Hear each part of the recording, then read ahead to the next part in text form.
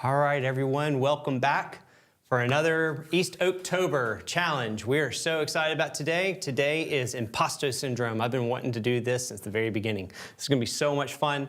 The whole goal of today is that we're gonna put out a substantial amount of paint, and you have to put all of the paint onto your panel. So today we're gonna be working on a still life, and we have the lovely Chelsea Lang with us today.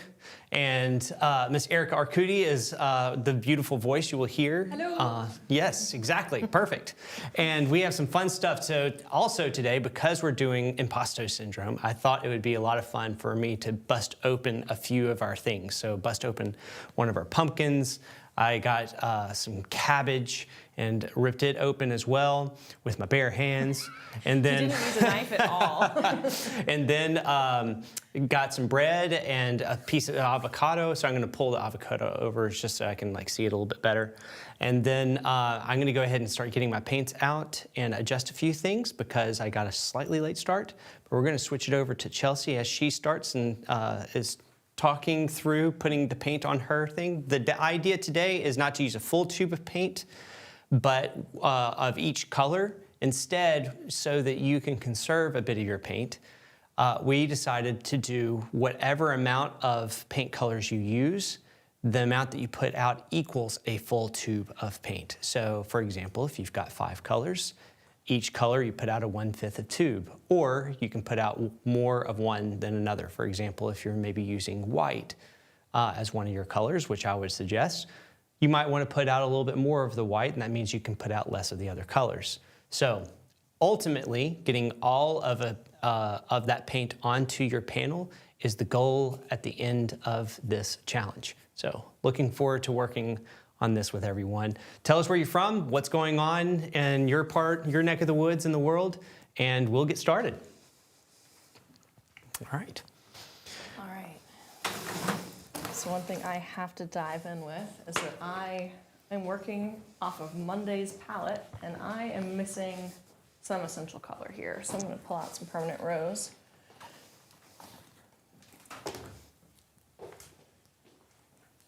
Now, one thing I am slightly worried about here is that I do have some color on my palette that, like I said, is left over, and I'm really hoping I can find a way to use it. We'll see as I dive in here. Also, definitely not using a whole one of these guys. The 200 ml tubes, no thank you. Man, can you imagine? Oh man, that would be a lot. Now, if I remember correctly, they did this exercise or something very similar. Was it Florence Academy? I know it was Erica who told me about it and gave me the idea. Yes, so I was, I don't know, I think I was second year, and I was friends with the 4th years at the time, and Dan had them do an exercise where, I don't know if it was he gave them the paint, or I think it was he gave them a lot of paint and they had to use all of it, and it was because he gave it to them, it wasn't such a burden for them to have to use all of their own paint and be more resourceful about it. The idea was that they had the freedom to go thick and just be free with the paint and be confident with using a lot of paint. And I don't know the size, maybe a golf ball or something of each color, and having to use all of it. So I just thought it was a really cool idea of learning to be more confident and using a lot of paint.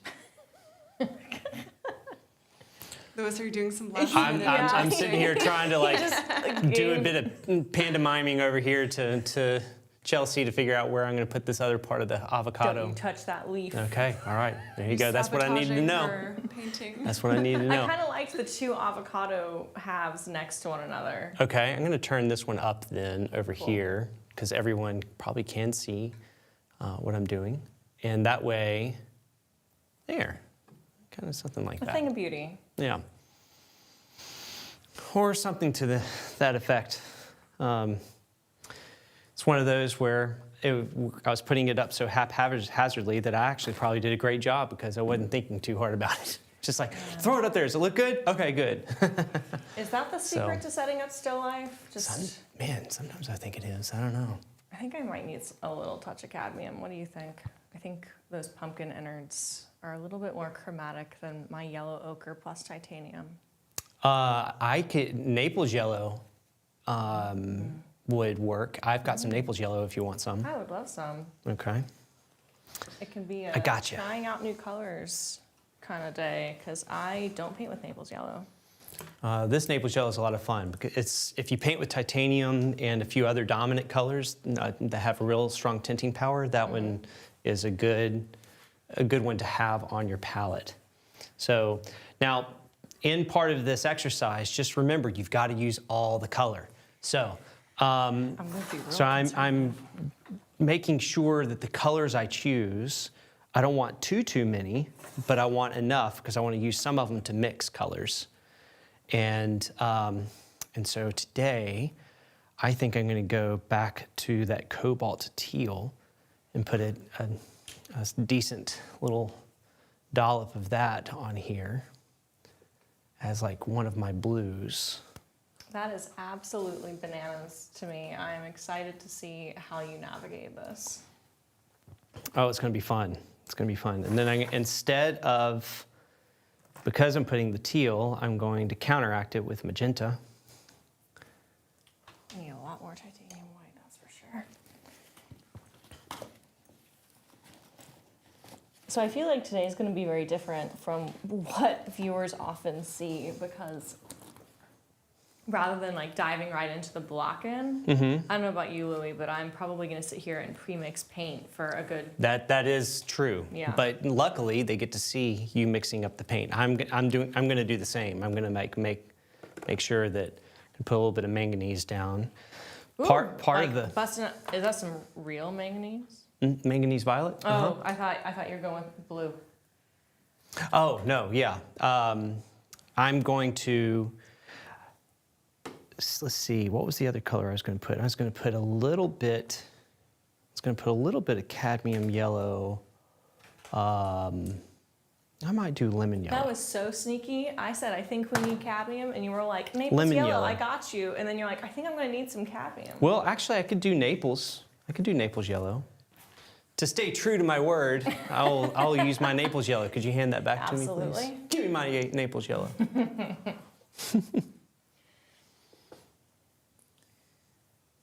We have some people saying hello. Hello back. So Wendy says hello. Hello, Wendy. Sean says hello. All in the thick of it today, like that. Oh, nice. Joyce says hello from Washington. Alyssa says hiya from down under. Ooh. Awesome. Julie says hello. Sue from Virginia says hi again. Oh, I love it. Everyone's here. All of our peeps. And then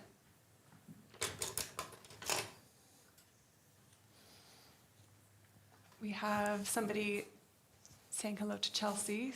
I was just listening to Chelsea on YouTube. Oh. That's great. Look at that. Jean from Florida says hello. Wonderful. We're gonna. So the Pull pro it move out. here, I'm realizing, just put out like half a tube of white, Yep. and you'll be fine. Yep. Exactly. White should be like twice as much probably than the other colors, especially considering that there's a decent amount of light going on.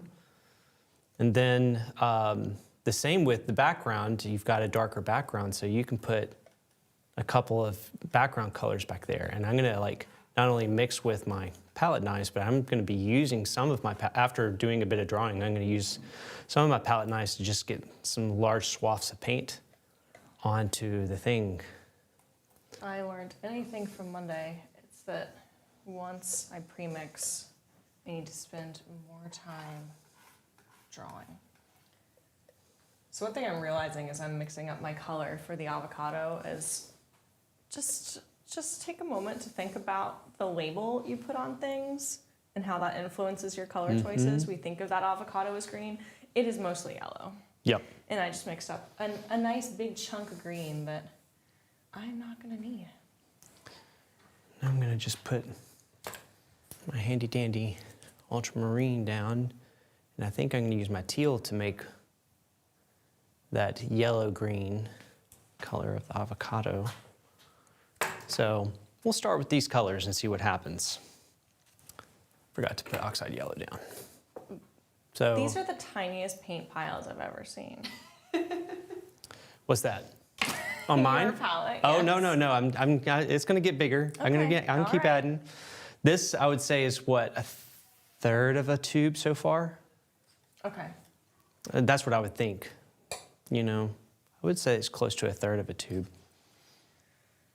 What do you think? I need You need some somebody more else paint. that's in the what's that? I think you need some more paint. You think I need some more paint? All right, here we go. Here we go. Let's go ahead I and love it. let's do it. All right, I'm going to use Or the like rest devil of in this the ivory background. black, Jane says hi from Charlotte. and I'm going to put some more. Man, it's just so minty. I'm going to put some more white and some more yellow. I'm going to put some lead tin yellow. That's a good color to put down.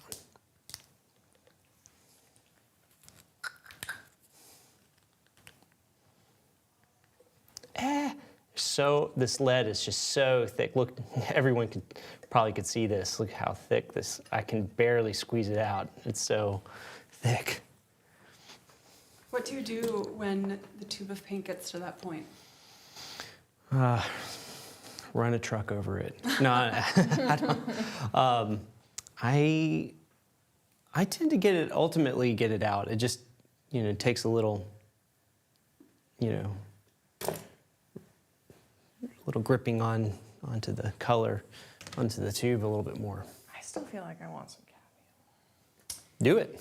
Yeah. The trick for me, I don't think, will be putting out enough paint. It'll be actually going through it.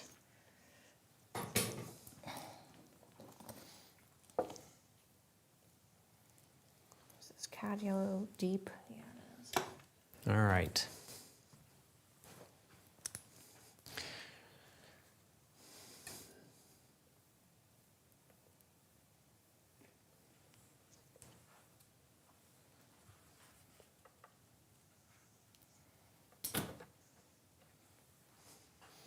All right, what setup is everybody else painting today?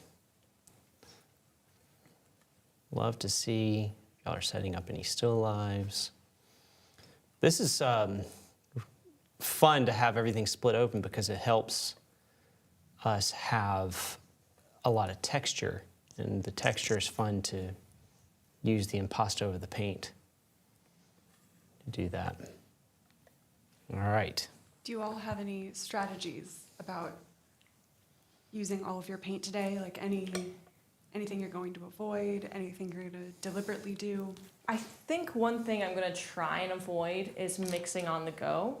I think that if I can pre-mix, like if I can start with all these piles and then get them to the point where they are all essentially pre-mixed with just like a little bit left over, because I can always put out a little bit more if I need it to.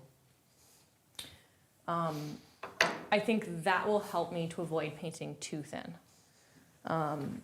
Whatever is the kind of muscle memory we have around mixing paint is probably what we're going to default to. And I don't think for any one of us here, our muscle memory is go through half a tube of paint on one painting. Yeah. So to that end, my goal by the time I've taken a look at all my colors and mixed everything effectively is that these piles are essentially going to be gone. I think that's really going to facilitate using enough paint here. As for other strategies, we will see as we go.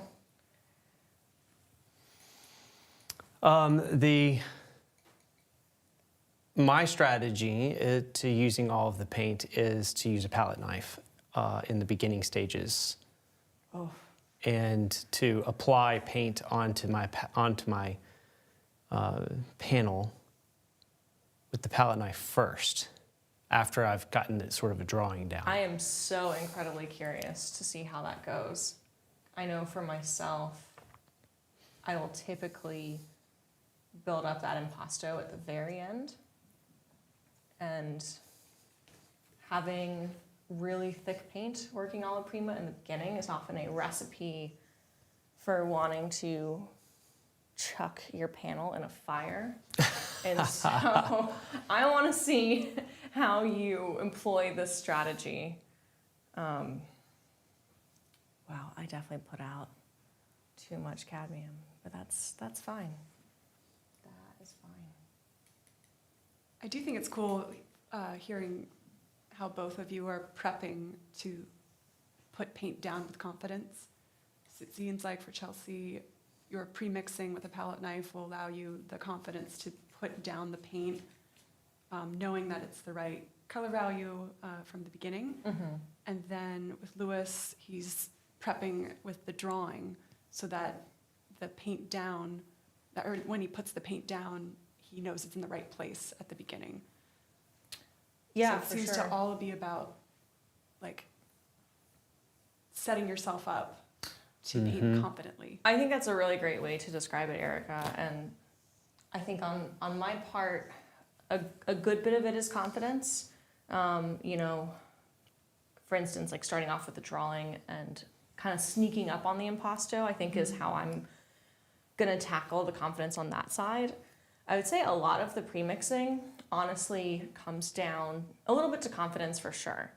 But a big part of it is setting myself up not to fall into habits that I know will be problematic for this particular painting. For sure. And kind of knowing what my tendency is and trying to forcibly bypass that.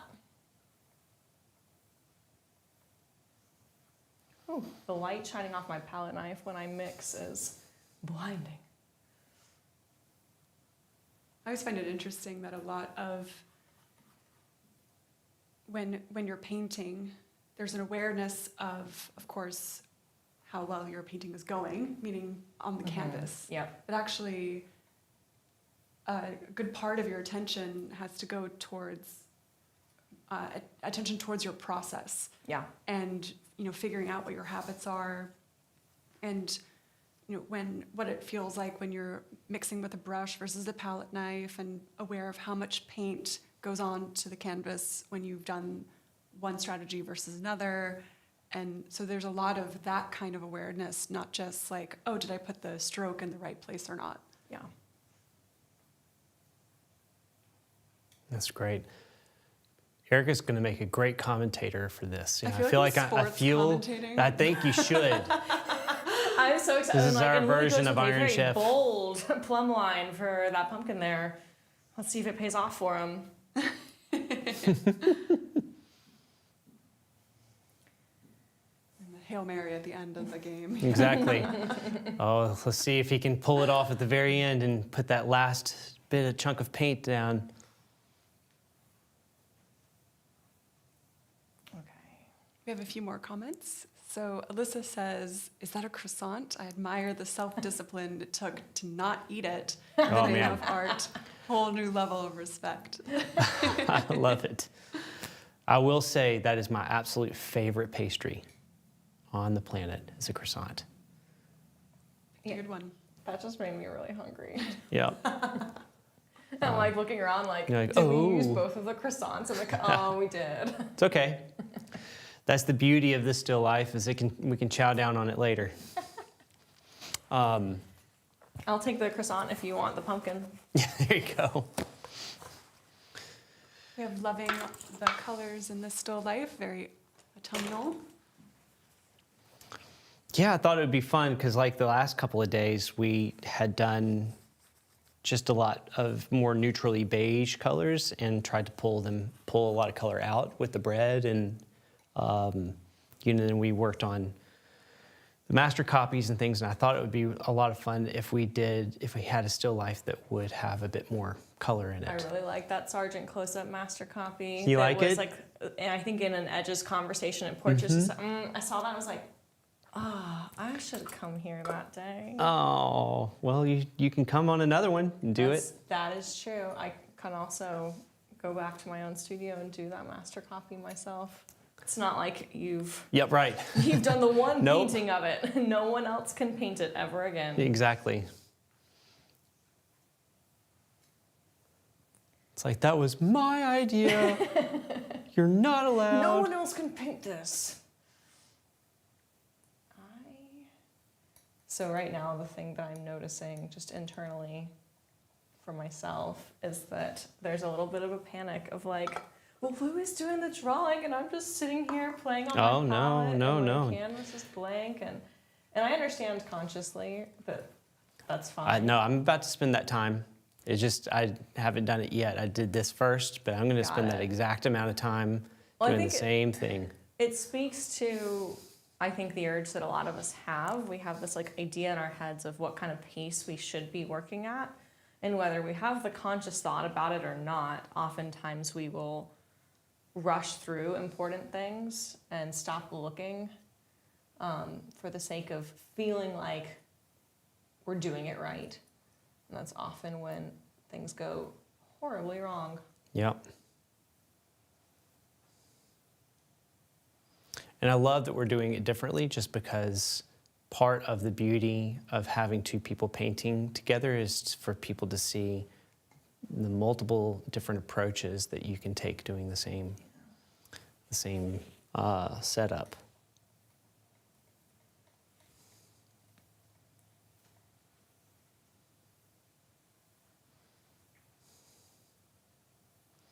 Jonathan says hello from Maine. Hi, Jonathan. Hello, Jonathan. Welcome to the program. I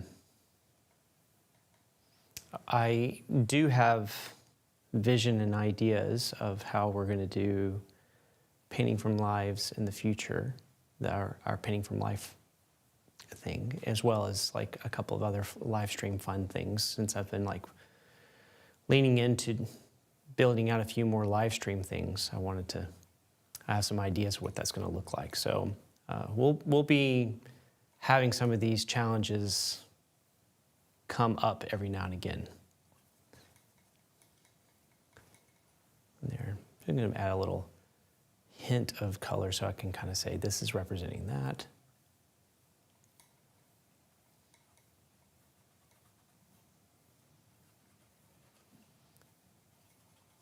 Look how thin this impasto is.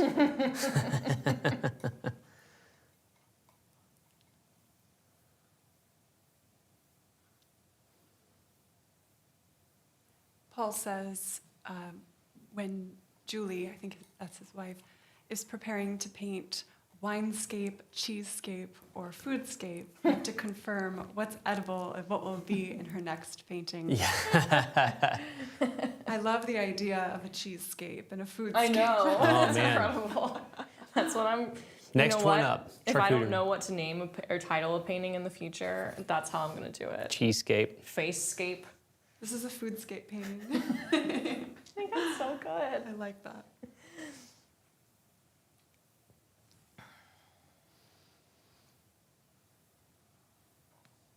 Okay, one thing I'm really realizing as I like pre-mix all this color is I'm really just going down by available space on the palette. I'm very envious of people who have a system for where everything gets mixed. That would be incredible right now. Because this is chaos over here. So you're talking about basically palette organization? Yes. Yeah. Mm-hmm. Yeah, I think in this instance, this is where it can really shine. Yeah. I mean, I think it can shine a lot of times. It's one of those things where, like, I watch people who do it really well, and I'm like, I should do that. And then I don't think about it until the next time I watch someone who's really great at palette organization. Paint.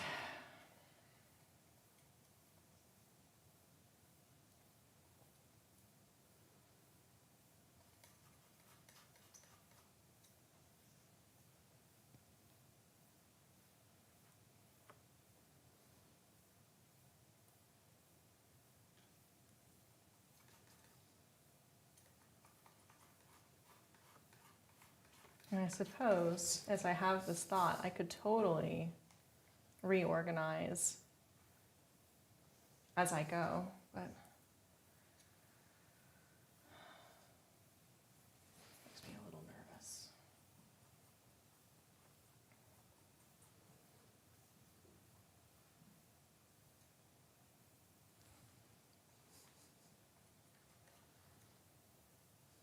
So just thinking about where I have everything placed, I might want to pull things up just to kind of create a little less negative space over here. So I'm going to pull this up, which means I'll pull this up just a little bit too. I might just make it a little bit bigger.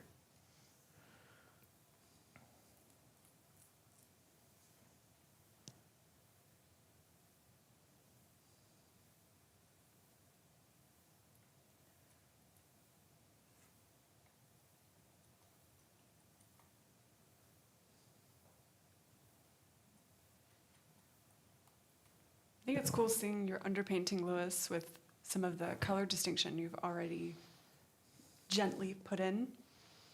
So it's like you're already getting this sense of separation, but without it going too far.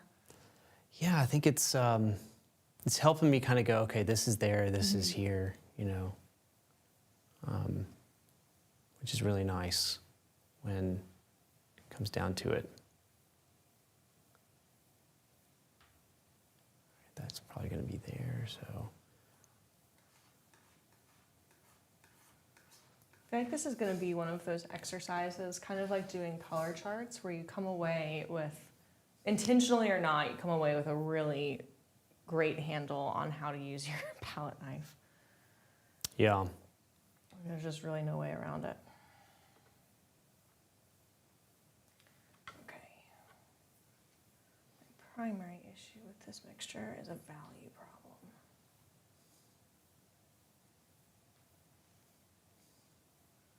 It's better.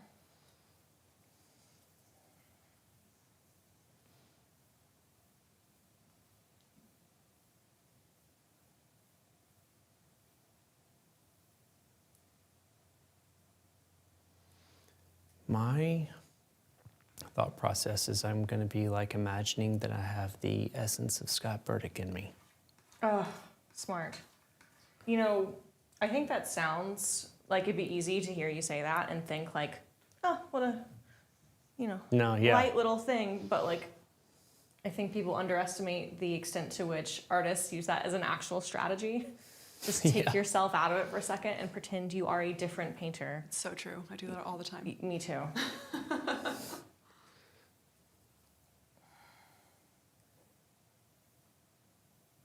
Where like I try to channel bits and pieces of different people Yep. and become an amalgamation of them. Yep. I mean, I think at the end of the day, that's really what we are doing as professionals. Like, none of us work in a vacuum. I don't know any really great artist who doesn't look at other art and admire other painters. Yep. That's one of the beauties of Discord, your channel and the East Oak channel, where people can see what other people are doing and be inspired by what they're working on as part of the community. If we wanted to join the East Oaks Discord, Louis, how would we go about doing that? Well, there's several ways, but the easiest way is it's a link in every show note, an invite link. Oh, okay, perfect.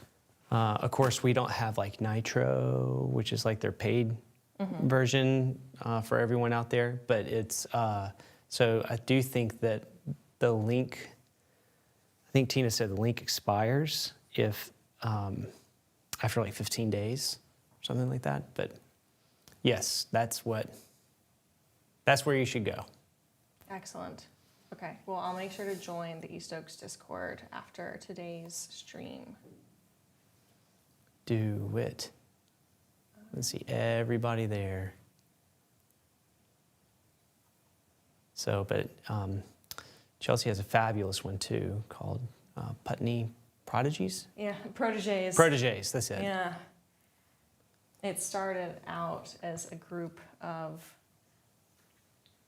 painters who largely were a part of the Palette Project at Scottsdale, which is, I believe, it's Daniel Key's program, and a lot of the painters who kind of came up through that have a very clear Putney painter influence. So at first this Discord was like 5 people, and now it's probably 100 something. It's a great group. Some great painters on there too.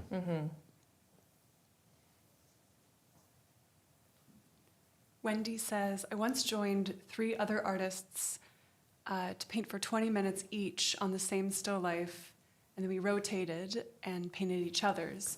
All 4 paintings were so incredibly different. Excellent night it was. It sounds like a lot of fun. It does sound like a lot We of fun. totally should take that. Do you mind if we steal that for a future, I don't know, live stream or thing that we do here at East Oaks? I hope you'll be fine with that. Sounds like a lovely idea.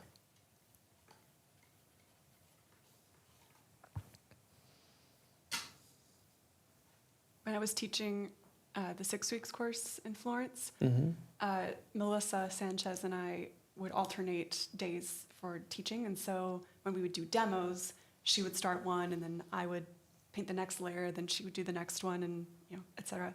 And so it was so much fun painting these demos, because you're working with somebody else's block-in and like way of painting. But then like we have the same training, but the handwriting is different. And there are things where it's like, ooh, I want to keep her highlights, and I'll work on this section because I want to make sure that like this other piece that I like the way that she did it, I want to make sure that stays there and try to work with it, with how you're painting. It was a lot of fun. That sounds really cool. Yeah. Out of curiosity, how much of it was like, okay, this block-in was still in progress, it's not like perfect and finished, like I see a drawing error here? Because I feel like that's one of the first things you would catch if you're on someone else's painting, is because our eye adapts to what we've put down, and your eye will irritatingly like autocorrect what you've put down. I imagine one of the big benefits to doing that kind of work is that it's actually much faster to get to like an accurate result, assuming that it wasn't like just a perfect block-in by the time you like took a break for day 1. Like timing wise, we would only have, we'd have less than an hour to paint on it. So, and you would usually just do like one step, like one stage of the painting. So you do a block-in that was basically flexible enough to paint over. And so you have like a decent map, and then drawing corrections were the natural next stage that the next person would do anyway. And so, Got it. and then I always enjoyed the days where, maybe I do the like colored lay-in, but then she refines my lay-in with how she would do her color harmonies. And so it was just cool to like have this back and forth, and I enjoyed it a lot. That's really cool.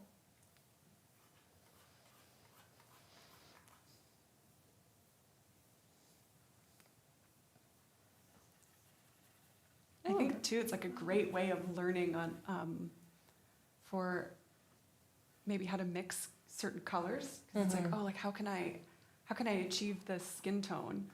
Like you have to work with it. You know what I mean? Yeah. So Yeah. it was really, I got a lot out of it as an instructor.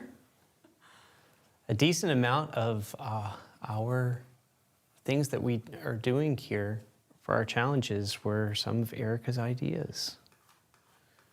Thanks. So you have her to thank.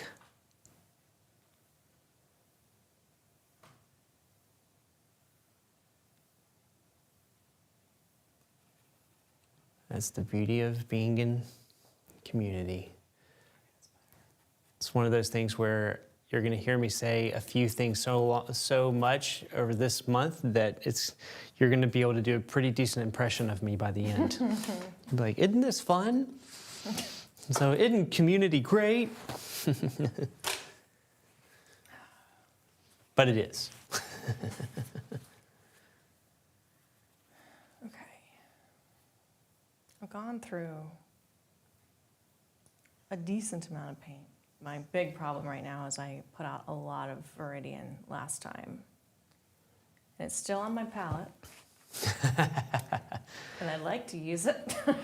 That's why I was a little hesitant at the beginning, because I don't know which one mixture I'm going to need more of, and I was going to wait and then build. That's part Someone of. didn't fully explain the rules of this challenge to me. Hey, there are no rules. The only rule is you got to use all the paint you put on your palette. Yeah, that and Terra Rosa are kind of tripping me up a little bit. Terra Rosa is really nice for things like flesh tones. It's more of a pink brown, and it tends toward pink. It makes really nice purple if you mix it with something like ultramarine. And so it's a pretty standard color that I put out on my palette. Of course, on Monday we weren't painting a portrait, but nonetheless, I put it out just for the sake of kind of going with what I'm used to. And didn't think about the fact that it would still be on my palette today. Oh. So I'm about to find out what I can actually do with Viridian here.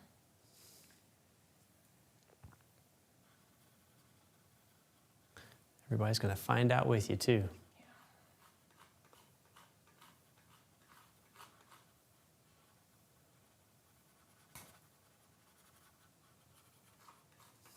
Wendy says, I just clicked on East Oak's Discord link, and it was easy to join.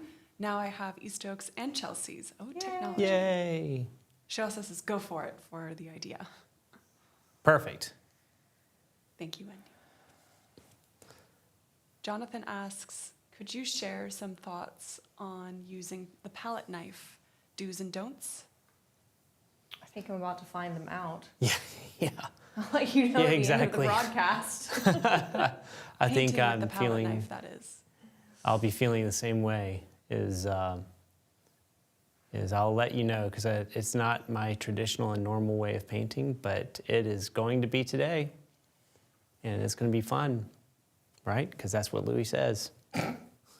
On that note, Alyssa writes, just on what Louis just said, I actually accidentally slipped out a y'all yesterday. Hey, that makes me happy. Okay. I'm trying to make the y'all mainstream. So years ago, I went to go visit my high school. I went to a boarding school up in Indiana, and I went to go visit. And I think it was might have been my 10-year reunion, and I ran into one of my old teachers, my Spanish teacher, and she said, when I ran into her and I started talking to her, because she's one of my favorite teachers, she said, I actually still tell a story about you to my class, to my classroom every time I teach, because the vosotros form of the verb, which is you plural, is I was telling the class that we don't have a word like that in the English language. And you piped up when you were a student and said, oh, of course we do. It's y'all. And since then, she's like, so if you're from the South, you have a version of you plural. And so since then, she's like, I started saying y'all. I was like, that makes me really happy. Y'all is actually coming into the mainstream in a bigger way because it's like a non-gendered you plural. Instead of saying like you guys or something like that. It's like considered a way to be more inclusive. Yeah, it has its place, I think, and I agree. I think it's just a great generic form of plural, you plural. So. You want to fix my palette while you're at it, Erica? You can reorganize it for me.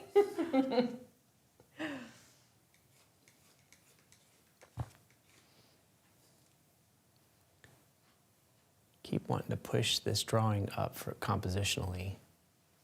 I was thinking about that when you mentioned it earlier. My strategy is typically, the lazy way to do it is for me to grab my phone and literally put the phone's aspect ratio to my canvas and put the phone at my eye level. It won't be perfect. With binocular vision, my view of the still life will be a little bit different from what the phone sees, but for the purposes of getting an overall feel for the composition, it tends to work really well. But my phone's being used as a camera today. And you're like, no! Yeah, so I'm gonna have to use a viewfinder for it, but it's one of those things where I typically feel most comfortable when I make that decision before I start laying things down. I will sometimes intuitively lay things in differently and go with the placement that I put on the canvas, but I find that I often feel like I get into the most trouble when I do what you're doing. So I'm really curious to see how you navigate it, because I think that's a tool that I could borrow from you. Yeah, I like it because I don't know, if I'm doing an outline like this, it's easy for me to visualize the negative space and the positive space and see kind of where things are being, make sure that there's a good balance between the two. Yeah. I think the thing that I often run into when doing that for myself is I get a little bit of magical thinking with like, oh yeah, I can fit in the entire width of the still life without having a whole bunch of negative space on the top and bottom of it, which is not true. Yeah. And I will realize that my drawing is entirely biased around that assumption that I made. Yep.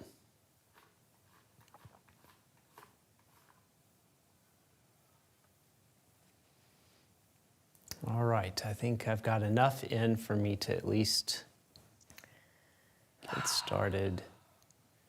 I want to pull up the bread just a little bit more. I have a nice mess on my canvas, so that's where I am. Or not my canvas, my palette. All right, so I think simply for the purposes of giving my brain a little bit of a break, I'll switch gears and I will take a look at the drawing. It's not so much to say that like this is the ideal order of operations, but rather when I start to feel myself rushing, that's usually the point at which I need to either pause or do something different. Like on a portrait, that's often when I'll just block in the background or do some color matching for the background. But the main temptation, the problem that I can very easily fall into is when I have that thought when I'm working on the drawing, and my instinct becomes, yeah, I'll just start going in with color now. That's usually how I know it's about to be a bad time for me. I actually think I want to fit in the entire width of this still life, so. Speaking of which, you missed a really fun day painting Brian yesterday. He was such a good model. He really was great. So much fun. But it's okay. I just we'll feel have like more. you're being mean to me right now. Oh no, no, I hope not. I wanted you to choose which day you thought would be fun, but I think this is going to be a blast. It is going to be a blast. So. Okay, so I actually opened up my Gamsol here, and I think I'm going to take a very different approach, and I'm going to go in dry brush from the very beginning. Yeah, No that's not a bad idea actually. Just because it won't be slippery when you put on that heavy paint. Yeah, I mean, I think honestly, my main motivation for it is that I'll go through more paint. Yeah, I think you're right.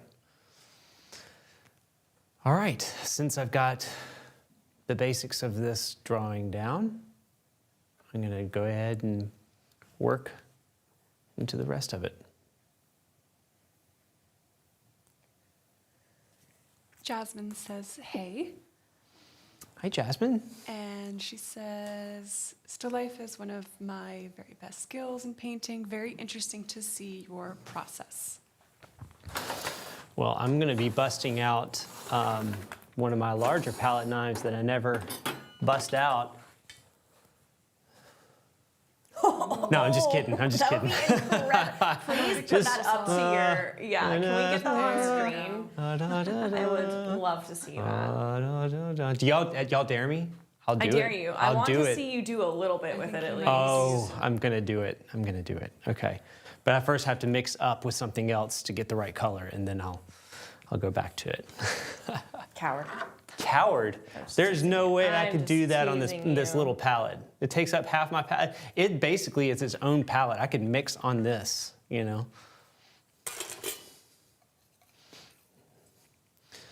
All right, we're gonna take a decent chunk of this, decent chunk of that. It's kind of how my mom cooks. A little bit of this, a little bit of that. I've decided that my use of Terra Rosa is gonna be my blocking color. Yeah? I can't figure out what on earth to mix it with, so we'll see if I rue this decision when it starts blending in with every other mixture I put down. Nice.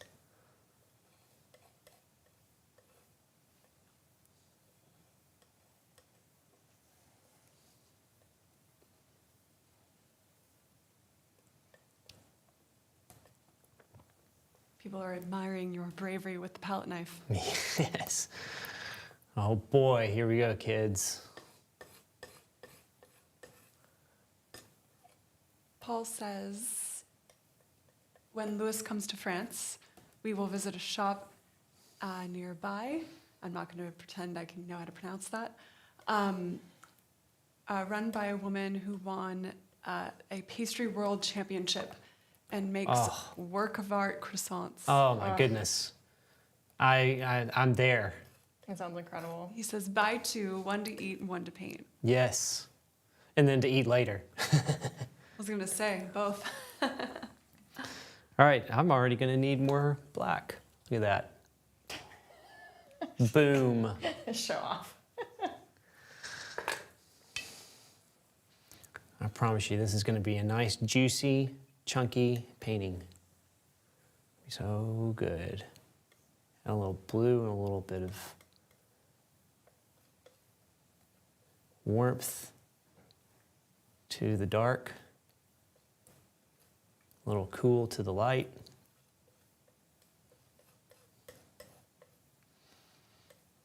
This is actually one of my favorite stages of painting. I love mixing colors. Oh my gosh. I have the way Erica wields a knife I think of you every time I do this. is better than some fencers I have seen wield their sword. Which, fascinating fact, was my sport in high school. Which sword? I was a saber fencer. Oh. Yeah, speed was the name of the game. Okay, look at that. What are all of Can the we get that? fencing swords? I know that's about to turn this into a very different stream, but I'm just curious. Oh no, this is great. I mean, this is fun. It's different subjects for the audience to hear. It's épée, foil, and saber. Okay. And if you wanted to get outside the mainstream of what would be considered like Olympic, there's also rapier, which is a two-sword form of fencing that's done instead of a linear strip, it's done in a circle format often. Oh. So, How come that isn't a part of the Olympic format? because I don't think that it has the historical precedent that the others do. So it has, I think, kind of become part of more of like people who create like the reenactments, sort of medieval reenactments, and more of like the Renaissance festival style of things. So, all right, let's see if I can even get it up high enough on my palette to scoop it all up. Let's see. I gotta get this all out of the way. This reminds me though of Scott Burdick, of like how he started.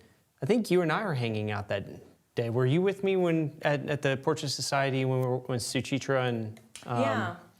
I think we were sitting next to each other, and he just got his palette out and just, you know.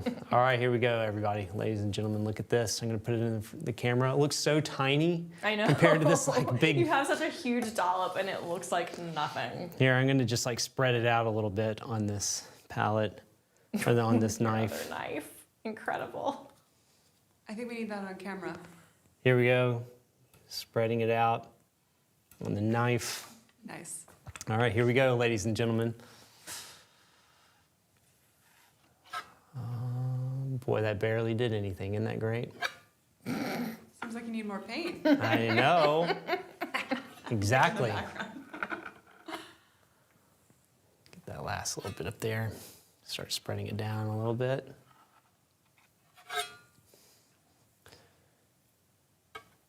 Feel like Bob Ross right now, making mountains.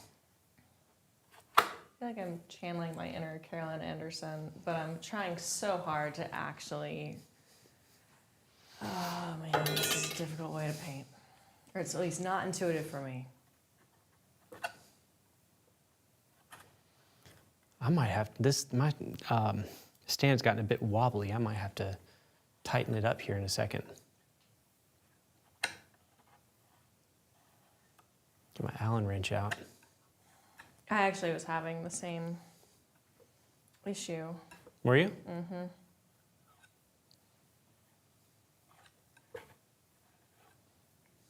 Okay, so one thing I'm thinking about in this block-in, and a mistake I was just on the verge of making, is that in an ideal world, I would go through this block-in, like really thinking dark to light, but I'm not trying to fill in shapes.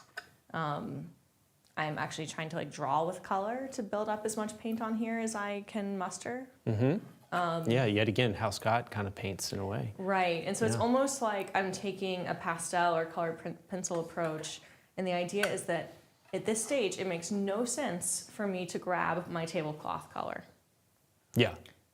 Like that is just the white of the canvas, and I literally loaded it onto my brush and was about to dive in, and all it really does is confuse my eye and give my brain a little bit of a breather, which it's not that that doesn't have utility, but at what cost?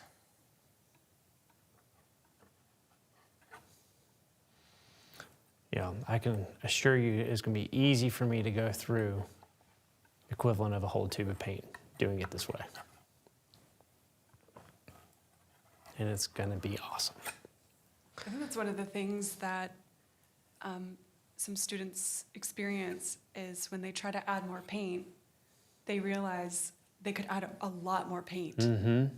You think you're mixing up like a giant pile, but then you can actually go through it quite quickly.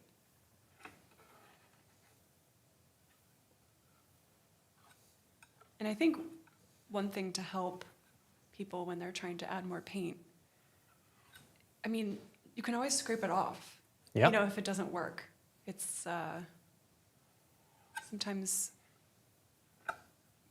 it feels scary to put on that amount because it feels like almost like you're committing to something too much if you're not ready to take that step.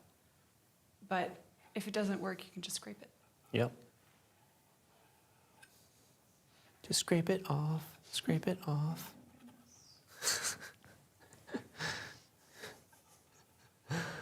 Oh, well, it wouldn't be a great day of painting at East Oaktober if we didn't have a few funny, really bad, corny jokes. So, and I'm fully expecting our audience to give us a few more incredibly wonderful painting dad jokes.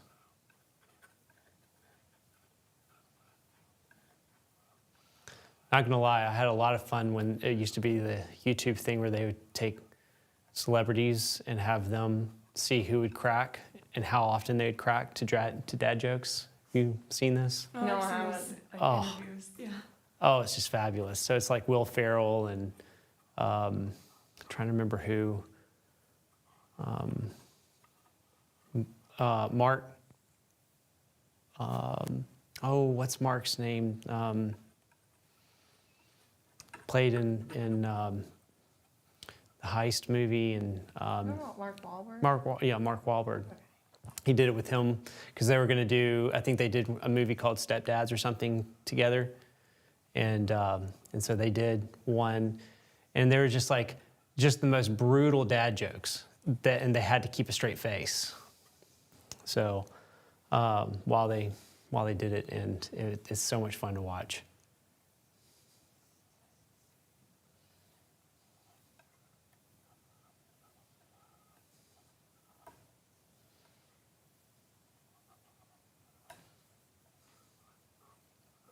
Wendy says, no wonder why Susan Lyons says she doesn't allow Scott to use expensive paint. Oh, yes.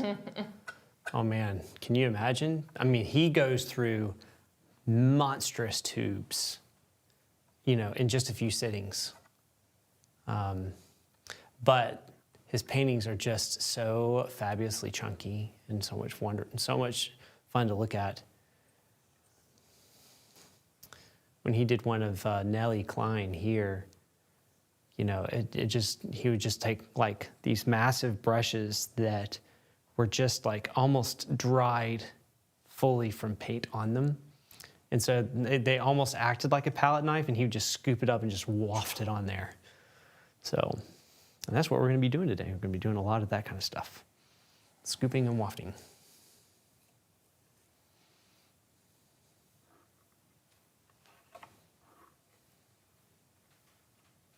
Ooh, had a little bit of white on there.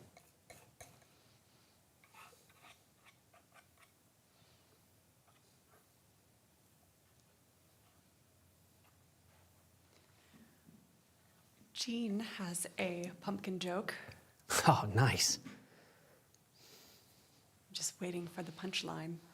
I have a pumpkin joke. Silence. Well, it starts with, how do you fix a pumpkin? Okay. How do you fix a pumpkin? I'm curious what the response will be.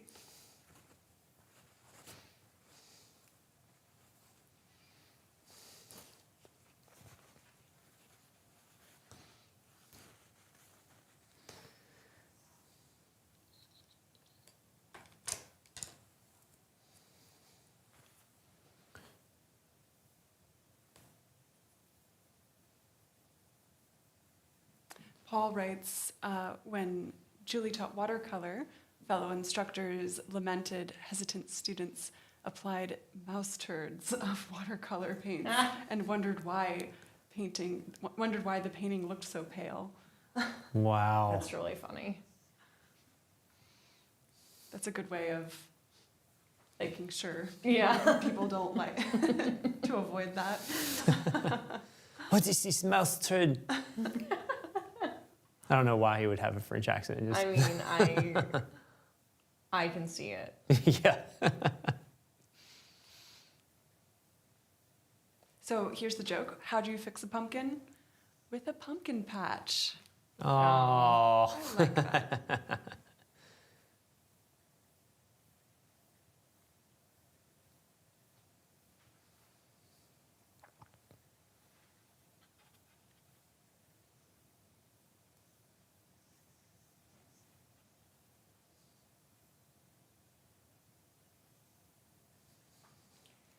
Yeah. I think the interesting thing about a materials challenge, I think it's a little bit different with brushes, but like using different paint or using more paint, changing your process in some way, you just have no guarantees as to how that thing's going to come out. Nope. No guarantees and no regrets. Okay. You're like, whatever you say. Yeah. I'll believe you. I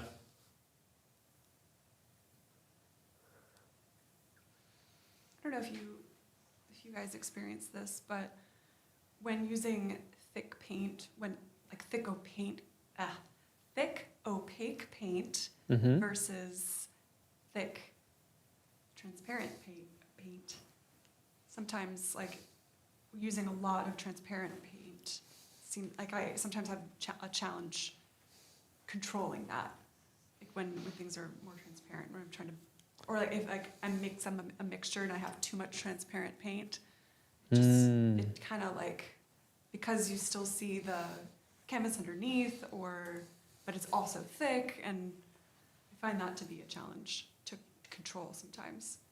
So to be aware of my mixtures and how much, like when I'm putting my palette together, I make sure I have opaque and transparent of different primaries. That way, like if I'm trying to go thick, I'm not running into that issue. I don't know if you guys have experienced Sure. something like I definitely will be very intentional with the layering of opaques and transparent color. I typically will try and put transparent color down very early and not disturb it. And that, I think that's something that just comes over time. Like you learn the hard way. Once you put down that opaque paint, your transparent colors don't stand a chance anymore. I'm curious how it will play out here, honestly. Because this isn't the way I normally work, so I honestly am going in, not with no expectations, but I'm prepared to be surprised. That's a great way of putting it.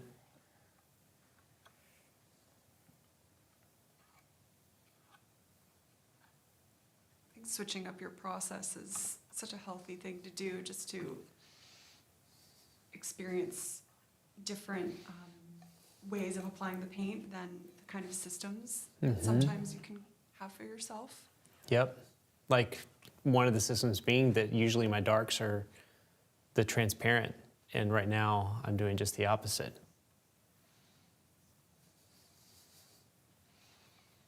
I think it allows, if you're not playing with opacity as much, almost like the direction of your stroke and the texture of the stroke you can create like a relationship there. Yep. Totally. So you almost have to just like use different strategies.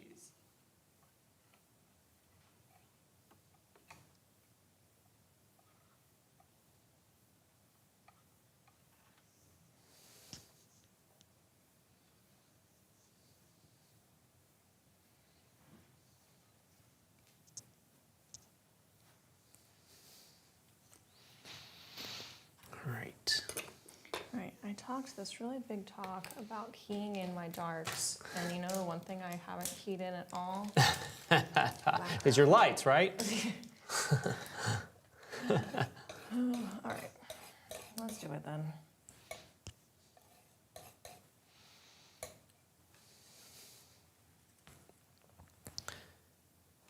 Right.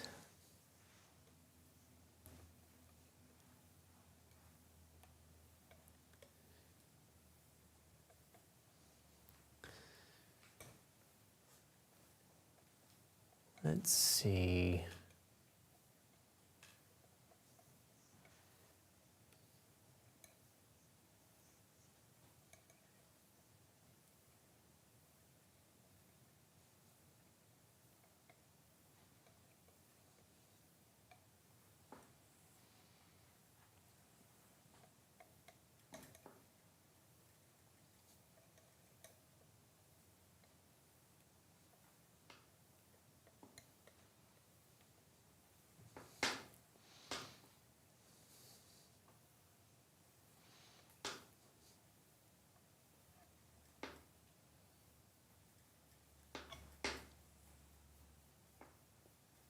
I think that's going to be close enough of a color. Now I'm going to just keep mixing more of that because I'm going to need a lot of it.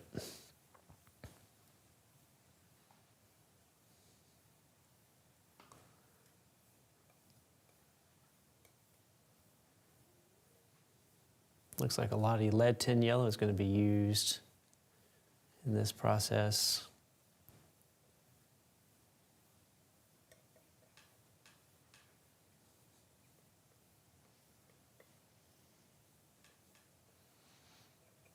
Are we having fun yet? I'm having fun doing something wildly different over here. Good. That's what I like to hear. Hopefully it'll stay that way.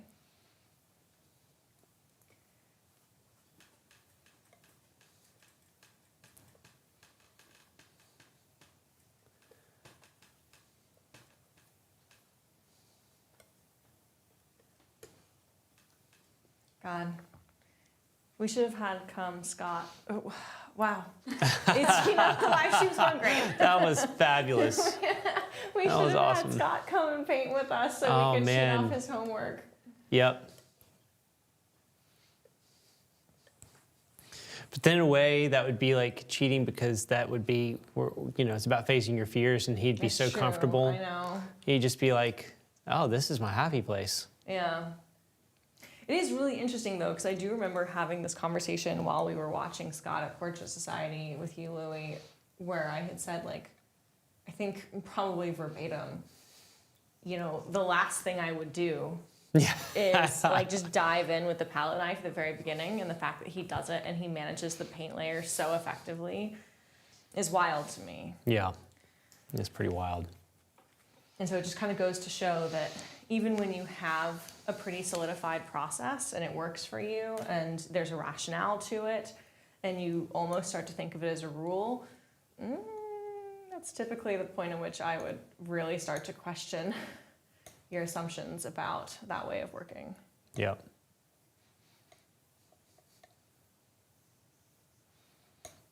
We have a question here. Could I ask about standing up at your easel as opposed to sitting at the easel? What are everyone's thoughts on either? Standing is nice, and I don't do it often enough.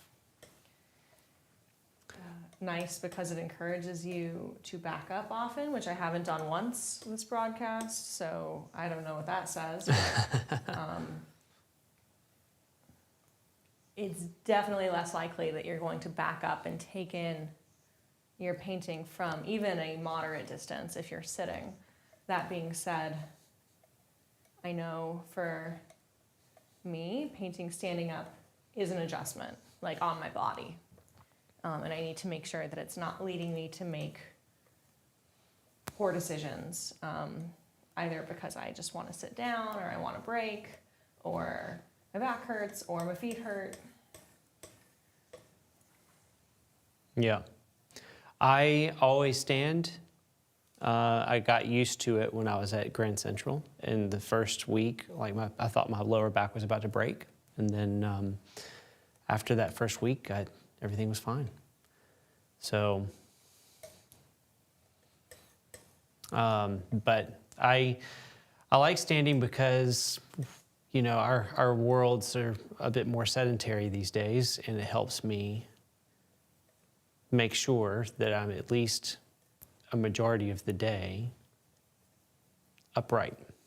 So, and if I'm not going to be exercising, I might as well be standing and not sitting half the time. Because anytime I'm doing computer work, I have to be sitting, and I don't have a standing desk yet. So this helps me a lot. All right, already out of more color.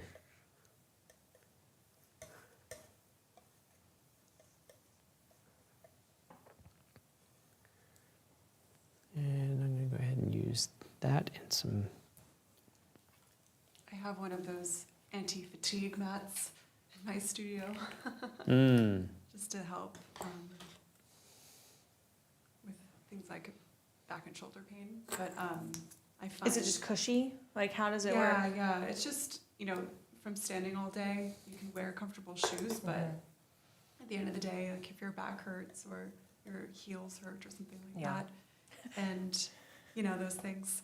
But I find if I, like the few times that I've tried to sit and paint, it just kills my neck in a way that, like, you know, if I'm standing all day, sure, I might feel achy, but I'll just stretch and take a break.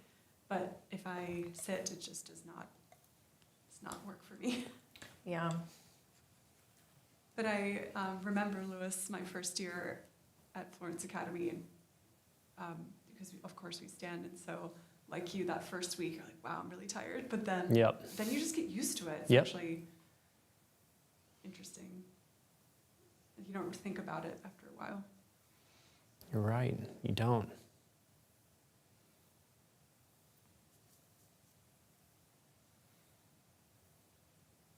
I agree with you, Chelsea, that like when I stand, it just helps, it's just more easier, or just more natural to keep stepping back and, you know, getting the big impression and not getting too close to the easel. And one of those things where it's like you're removing the barriers for yourself to make good decisions. Yeah, exactly. I think that's a great way to describe it.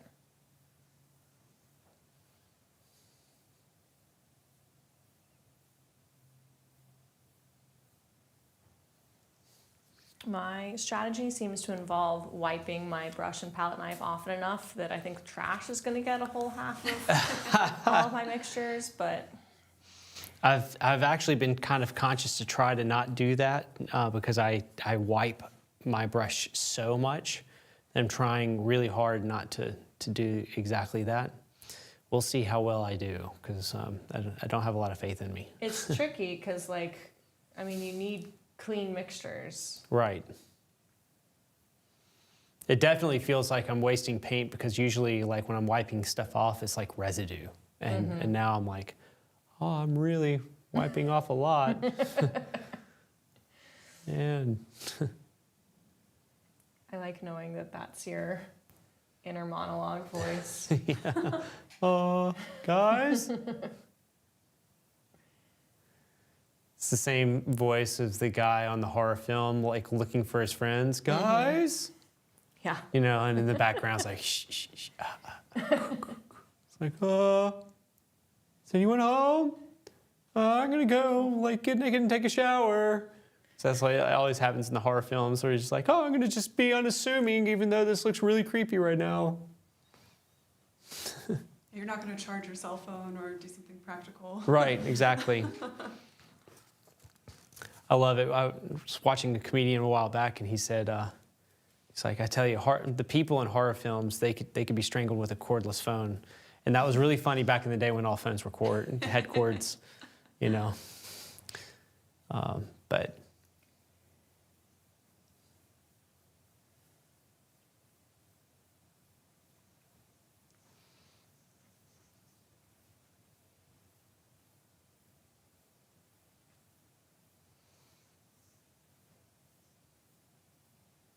I think what I'm most looking forward to with this is like getting some of the paint, large amounts of the paint down, and then just starting to like mix on the painting. We'll see how well it works. That thing that we tell students never to do. Yeah, no, you can totally do it. Absolutely can. Anytime where you're like taking the paint and turning the form by like dragging it into another area, that's absolutely mixing paint. It's just not like mixing paint. Yeah. You know what I mean? Yeah. Like you're kind of pushing and you're pulling with all those fresh Wet paint wet. mixtures. What's that? Wet into wet. Wet into wet. Thinking about our edges day, Mm-hmm. another way of achieving softer edges is more paint.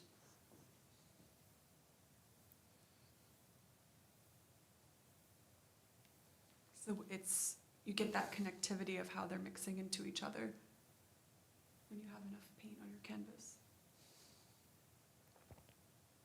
That's right.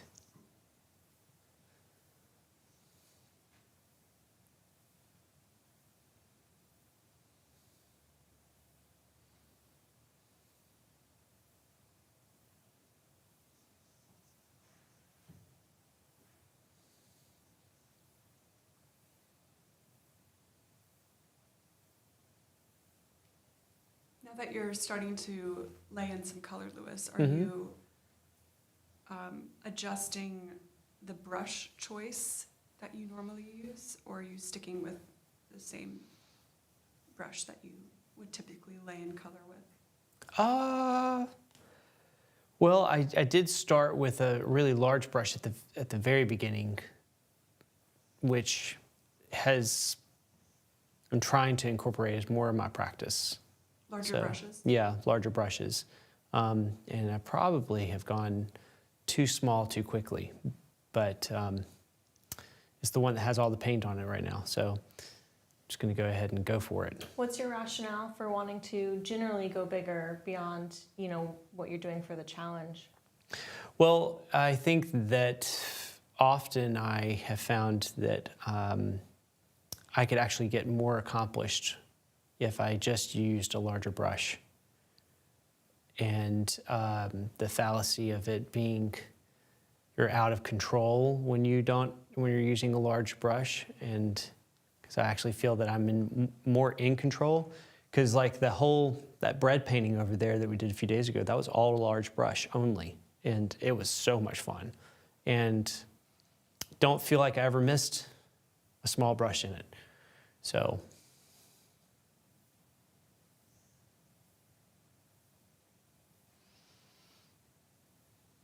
as soon as you get these like little guys up here in the heart and the spirit of that, I'm going to switch over to a large brush.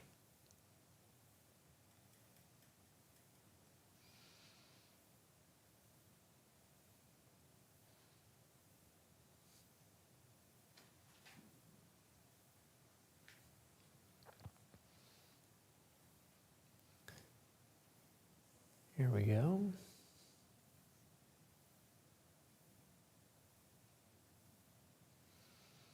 Done.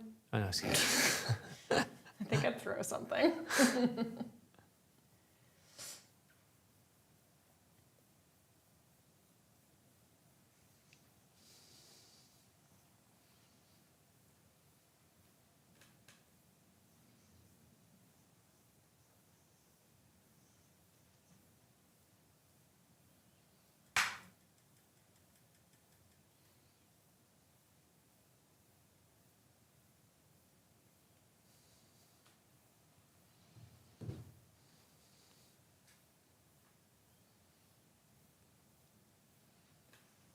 You've already mentioned a few, but are there other painters that you're thinking about as your inspiration for today for thick paint?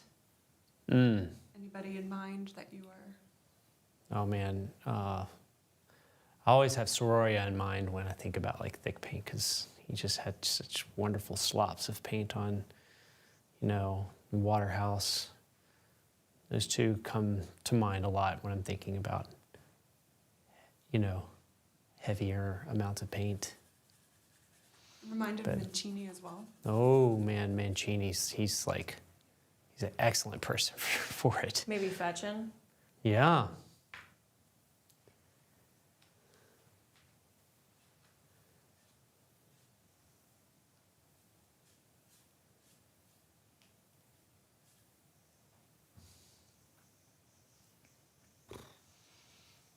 All right, let's just switch over to a bigger brush, shall we?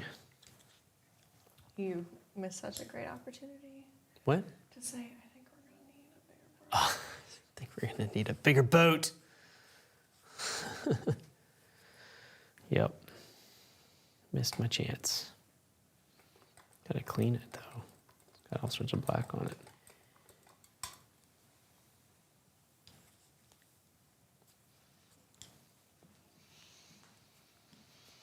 Dalen mentions T.J. Cunningham's sheet paintings are. Oh awesome. yeah. He's got all sorts of wonderful chunky stuff going on. He's a good guy too. I like TJ a lot.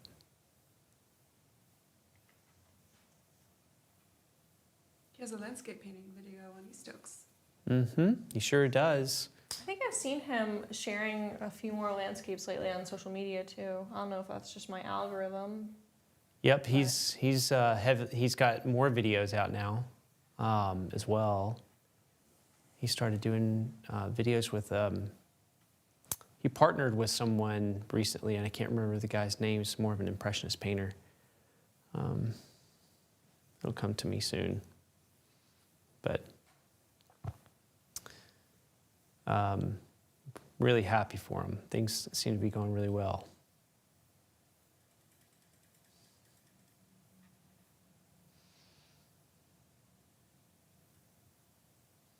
All right, let's see.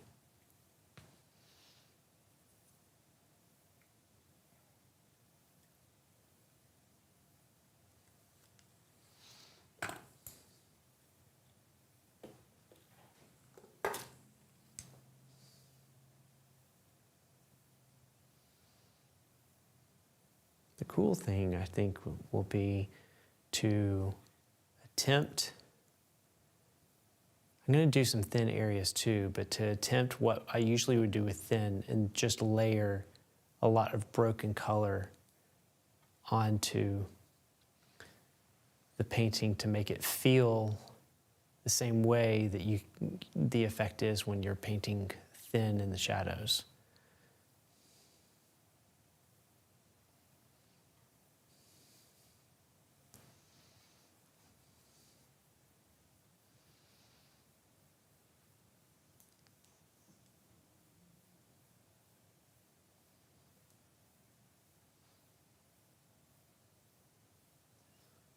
right. Yeah. Today's Friday, everyone. Isn't that exciting? The end of the week. Someone's excited. I am excited. As much as I love doing these. You definitely need your breaks in order to keep going. Yeah, it's one of the things I talk about a lot with painting challenges, especially ones that are like time-based, is really what I mean here. Is that they can teach you an awful lot, and they can be a really, really tremendous endeavor. And they can also like really teach you so much about like what your limits are, and when you start to feel burnt out or tired, or your eye needs a break, or your mind needs a break from painting. I think that's an important thing to listen to. I've definitely found that to be true for myself. And so if you start to get that FOMO of like everyone else is doing a 30-day challenge, it's totally okay to say, that is so great. And you. I'm going to be over here taking a break. Yep. Well said.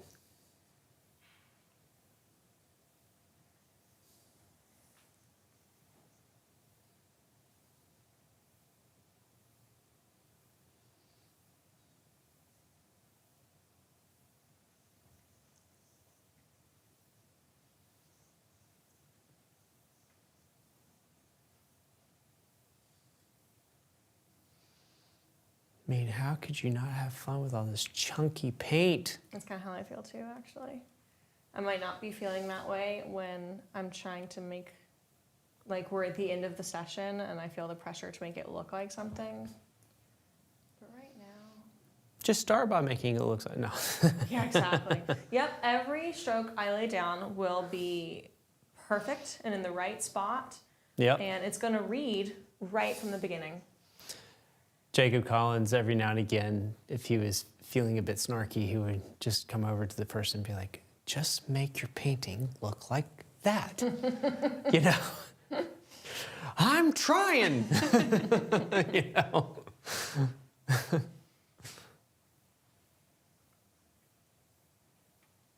course, he has hard days like we all do, though.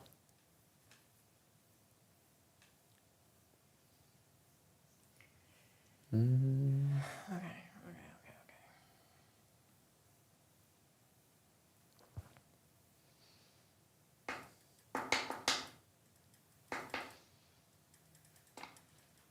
Let's see. So Chelsea just got done doing a fabulous dance competition that ballroom dancing that my wife got to attend. Yes. Sadly, I'm so excited to have her there. I was so sad that I missed it, but we'll be there next time. Yes. I was a little preoccupied with a thing called Oaktober, but I know that's got to be so much fun. It is. This is my go-to activity when I'm done in the studio for the day, is going to the dance studio. So that is where I get my standing in when my easel posture habits aren't what they could be. But you know, Julia Cameron in The Artist's Way talks about artist dates and where we get inspiration from. And while I do know artists who like art is their only thing, this is what they wake up thinking about, what they go to bed thinking about, I think in general, most of like the really inspired work comes from combining passions. That's often where like new, really interesting ideas can come from.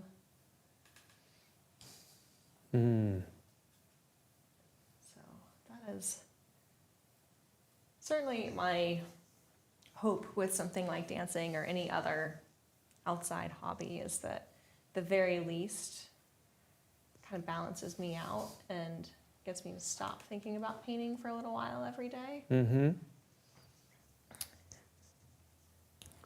Yeah, it's good to take those breaks, man. But yeah, at most, like there's a number of series that I'd be really interested in doing around dance. Oh yeah, we've talked a little bit about that. Yeah. Yeah, I can't wait to see you start busting out some new work based off of that. I guess the pressure's on. Well, that was announced here, ladies and gentlemen.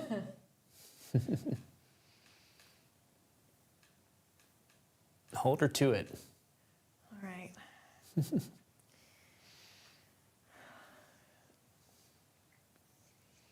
Fair enough. You know, sometimes like me announcing things to the audience is really great accountability to make it happen. So, I think you and I were talking on Monday about putting together like a photo shoot, and yeah, that's one that I really want to do. And honestly, I think the biggest bottleneck for me, the biggest obstacle right now, is scouting a location. oh, uh-huh. You know, because most dance studios have a lot of mirrors, but not necessarily the ideal place for a photo shoot. But having something that has like, I don't know, the light that you want, the composition you want, something that like makes sense for a dance photo shoot. Yeah, I've been mulling this for a while.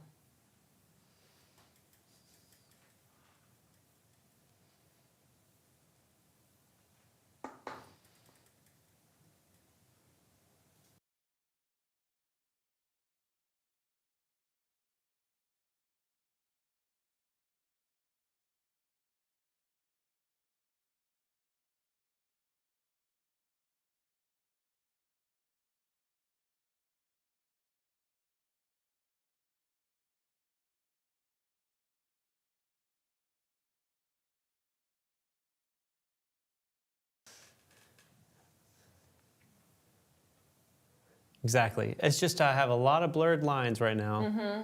It's just so many soft edges. That'd be really funny for your edge day. Just like if you worry it's too tight, just take the camera out of focus. Be like, it's going great, guys. Exactly. What seems to be the problem? What is your favorite ballroom dance, Chelsea? Oh my goodness. Okay, so it's answering this past weekend at the competition.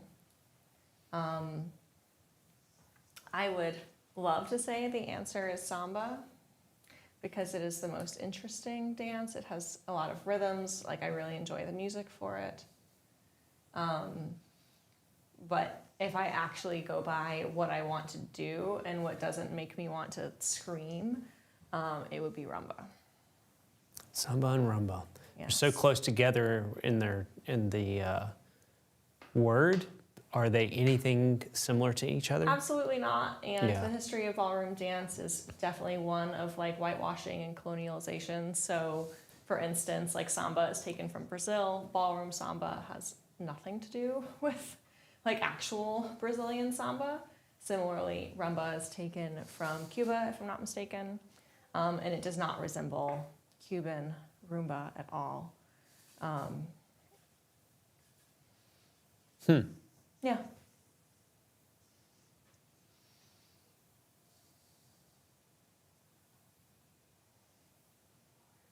Jean has a question about Discord.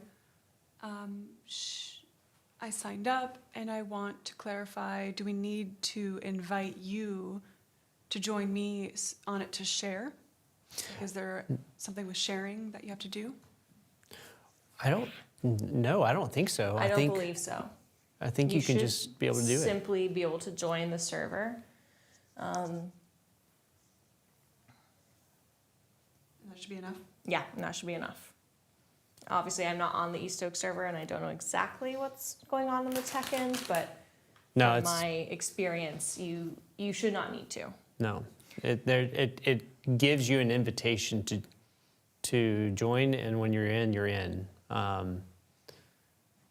So you should be able to just post. You'll notice there's a channel called East Oaktober, and that's where you can post any of your challenge stuff. There's also like a share your work channel as well, where it's just normal work that you're doing in your studio. And then we have a critique channel where you can actually ask, the groups to critique your work. So, yeah, let me know if you still have any issues.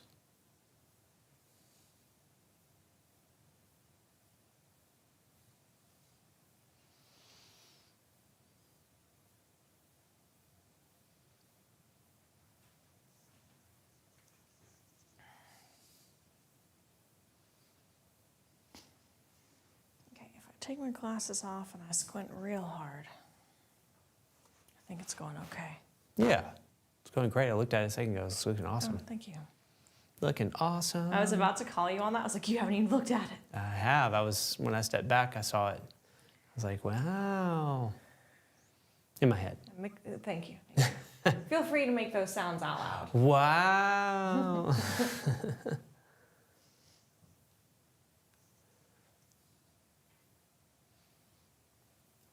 And Erica usually paints, is good about creating a nice range in her work of like impasto and brush work down to thin work as well.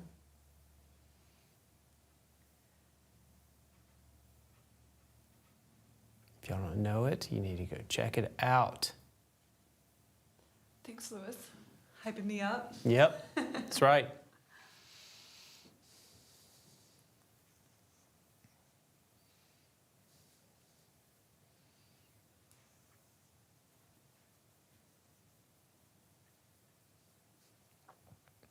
Personally, a big inspiration for me is just thinking paint is really cool and there's like a lot you can do with it. Yeah. And so, experimenting with paint application is really fun. But I find that there's time for maybe like deliberate experimentation, and then other times I find it's fun to just think about whatever concept I'm trying to achieve, whether it's, I'm trying to achieve a soft edge, or I'm trying to create depth or a sense of form, and then almost indirectly, or maybe more intuitively, letting the paint be applied in a way that evokes that, so, rather than having like a system of approach. Sometimes if I focus more on the concepts, then I can create more interesting language. If that makes sense. Yeah. It does.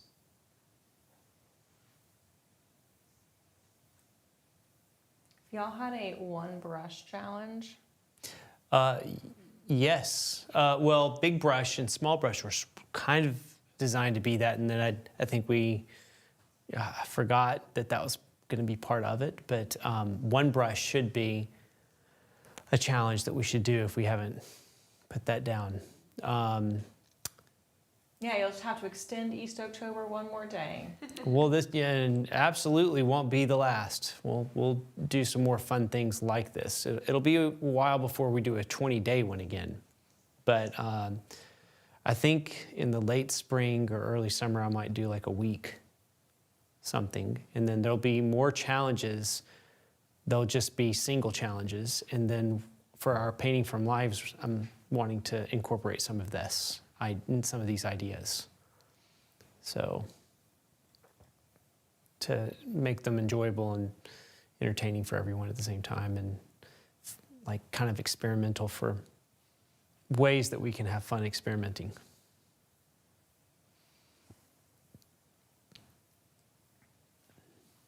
Jean says, "You are so generous. Thank you so much. I was feeling like I was in a funk And this challenge has revitalized my painting. Oh, that's awesome. So wonderful to hear. Really is. And Wendy says, Rose Franson uses a lot of paint sticks. Oh. Yeah, Rose Franson good is, call. that girl's dynamite. She always tries a color and then says, if it's not right, that's okay, we put another on it. Another on it? Yeah, just more paint, just to cover it. That's awesome. Rose Fran's awesome. It is actually part of my strategy today.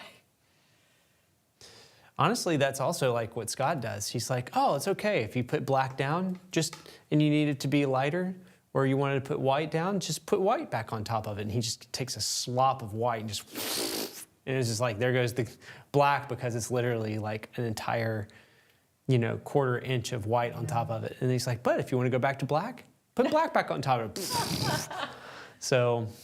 The sound effect really makes it. You're welcome. Here Yeah. all day, ladies and gentlemen. I mean, if you're having trouble, with your paint layers mixing into one another, just know that the secret is to make that exact sound effect.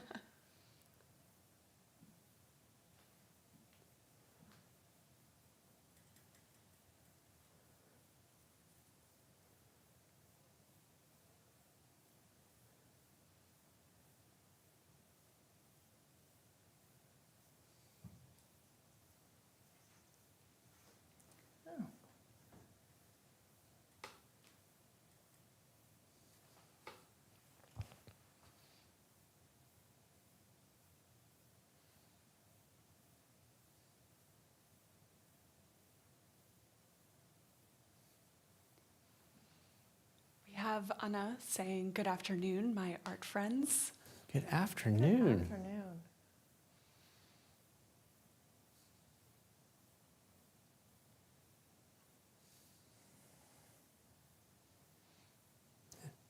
For some people, good morning.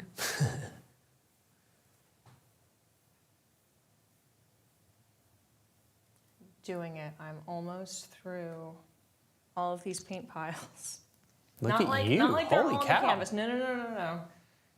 But You're like, I'm almost done with this painting. yep. Where are you at, Lily? Exactly. Falling behind, are you?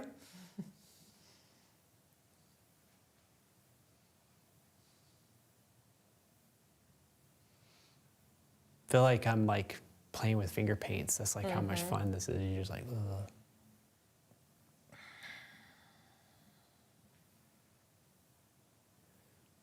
Yeah, there's something nice about like glasses off, you're at a distance. Stakes are low. There's only how many people watching you do it live. You're right. Yep.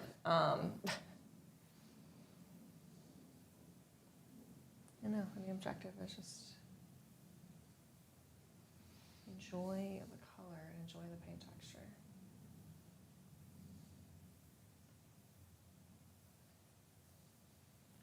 Jean says, Louis, I wish that you or one of your great artist friends could come to Bonita Springs Art Center and do a workshop.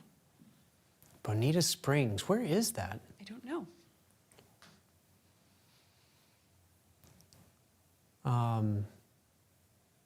Well, sounds like fun. Maybe we should plan one. I would be down. I love going to new places.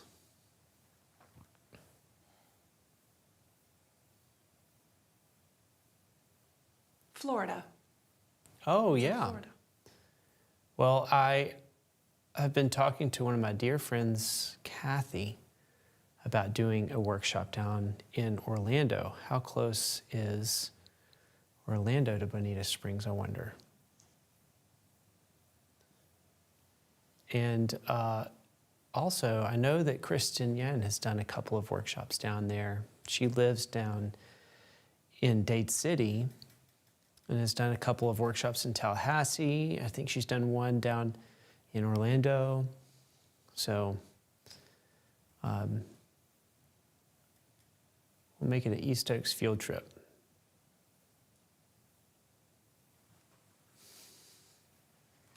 Have like like an East Oaks tour Yes. of That's it. It's World like a tour. book. It's like a book tour, but just us, workshop tour. around the world. I love it.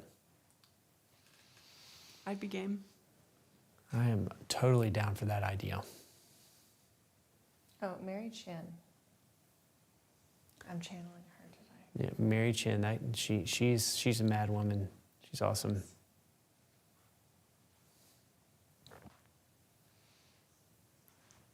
Yet again, you and I were together when we were watching Mary Chin and Yeah. Jeff Hine on that day. So great.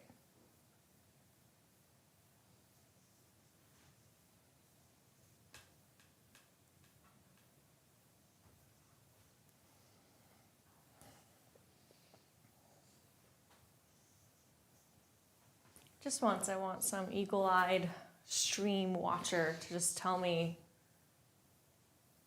oh, Chelsea, you missed a spot. Yeah, you got to do that right over there. Yeah.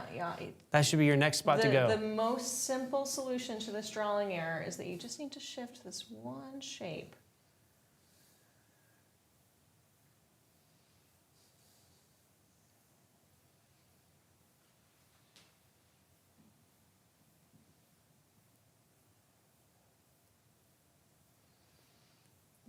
I'm usually a big old stick in the mud when it comes to still life, but I'm having a great time. See?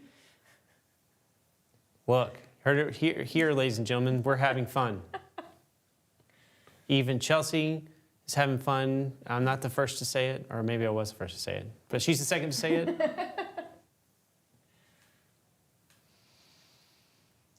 It is a good time. Jump on in, the water's fine. Mary asks, did you use a different painting surface for the Impasto challenge? I didn't use a different surface, but I was very intentional with the surface that I used. I'm using a Raymar, I forget if it's C13 or C15, double primed, but it is the one that has a heavier weave. It has more texture, which I find is really nice for holding a little bit more impasto. By contrast, again, I forget which number, but the other one, the one I'm thinking about has like the purple label. The other one, I can't think of the color of the other one, but it's like a portrait weave linen, much finer. But the other panel that I have that I did not use today is an L64C panel that is incredibly smooth and would not be ideal for this today. Because it just builds up paint so quickly. Yeah, I think it's a slicker surface. It's really nice for holding a lot of fine detail, and so much of what I'm doing is so coarse. It really makes sense to have more tooth, and that tooth is going to get covered up inevitably. Not only that, but I find that the L64C is really nice for being able to like erase back or show some degree of transparency, and that is not the name of the game today. It would be a waste of a very fine, expensive panel. Yeah. 13 is typically what I've painted portraits on, so I'm assuming that is 15 is the one that I must be using then. Yeah. Thank you.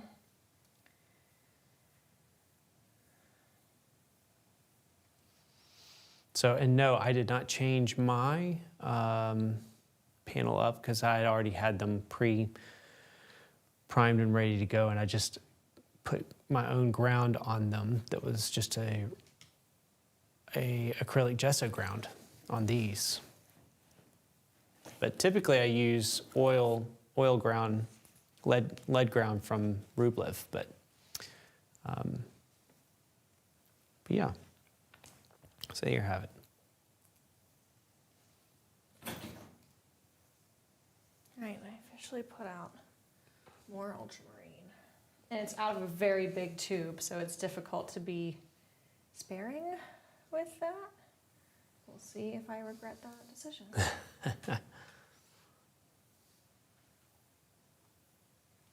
And this is a Scott Burdick kind of brush right here. She is stiff. She is like a palette knife.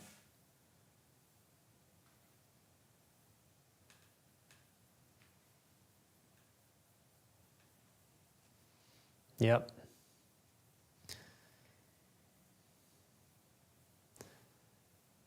As funny, I should have busted out some of my old brushes. You know, it's funny, I keep them for just such an occasion, and I did not bust them out for Where this. are they? I think they're upstairs. Ugh, It's too late. convenient excuse. They're kind of ones I use for decoration as well because I don't use them that much as painting brushes.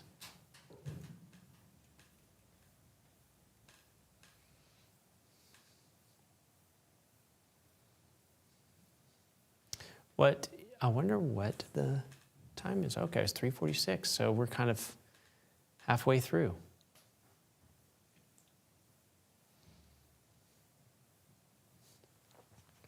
How's that make you feel, Chels? I'm feeling great. Like, Good. What makes Hey, you you're ask? much further along than I am. I'm just like sitting here messing around. I should actually go in and get at least everything covered, and then come back through. But See, sometimes I have that thought, and that's typically the way that I think. I really want to be able to kind of step back and take everything in, and you need coverage on the canvas to do that effectively. But then some painters who work with very heavy impasto or are very painterly or very impressionistic, I hear them kind of warn against that. yeah, So like I often hear myself having that impulse, and I will typically second guess it. And I haven't quite landed on like to what degree I like to either encourage myself to do that or stop myself from doing it. The only reason I am not doing that at this moment is because I already have these paints pre-mixed for this, and so I'm just sticking to it, trying to stay true to it, but also being mindful of my time.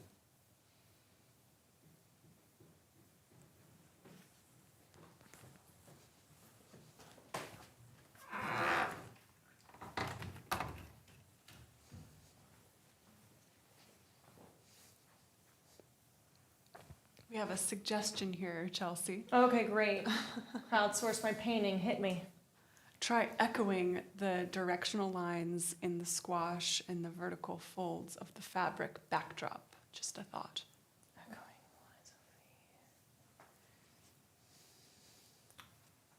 I'm trying to process what that might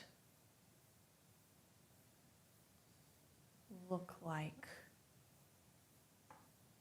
Do you have an interpretation of that comment? I don't, because I was concentrating on a piece on my painting at the moment. I definitely was just seriously putzing with my background and those directional strokes, so I feel like this is a relevant comment to that. Incidentally, let's see what happens if I bust out a comber right now. You know, like, I love the what would happen if. Yeah, like it doesn't cultivate curiosity. What's the point?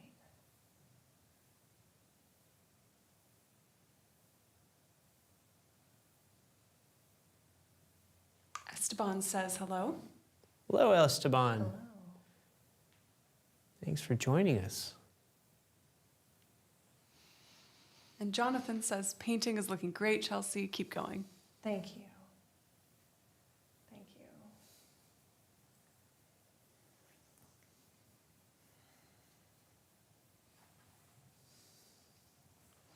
Now that both of you have a decent amount of paint on the canvas, are there any challenges you're facing at this moment?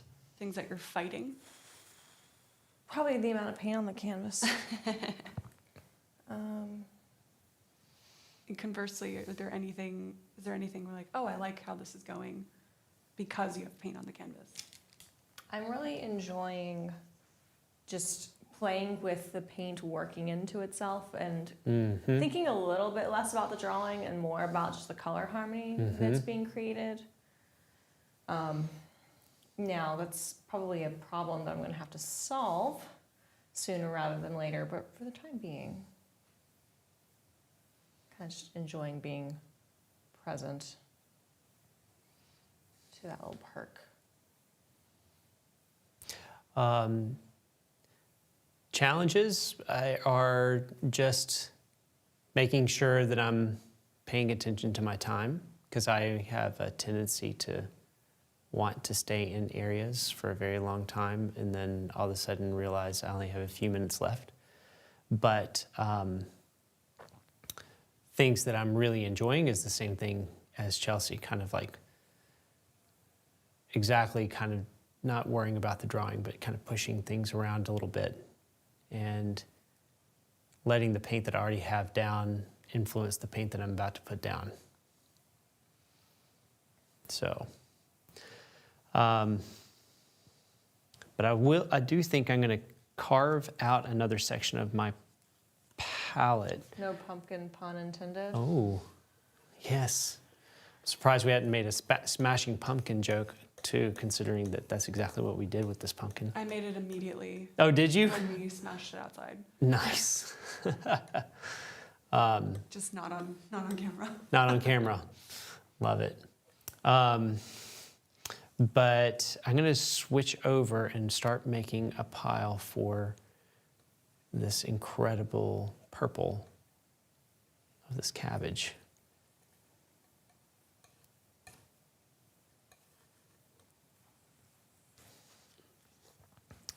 Go back into my big brush, because I think it's going to help me gain a touch of context also, just through the rest of the painting.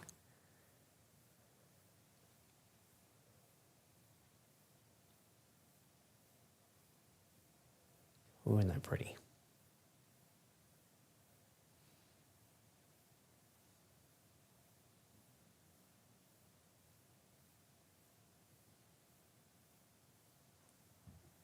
I don't want to get too cutesy with the texture that I'm creating here.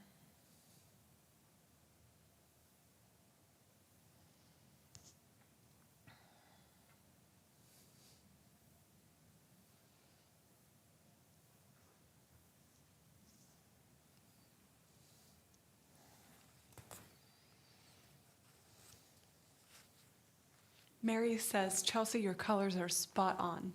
Thank you, Mary. I should ask the audience for affirmations more often. It feels really great.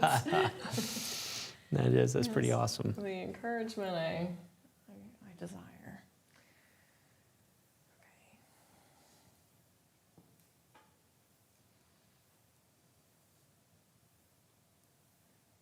Okay. Oof, that is not the color.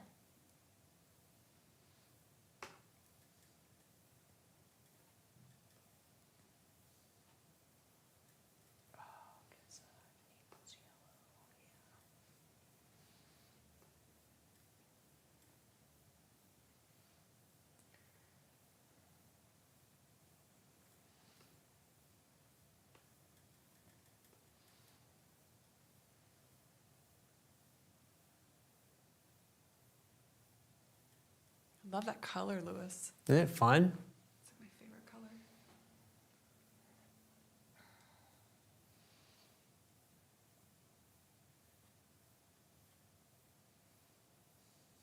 Do you mind lowering your left hand brush? Yeah. Just because. Yeah, it's great. it's I'm glad you blurry said that. line right in the middle. I always want to know if I'm blocking a camera.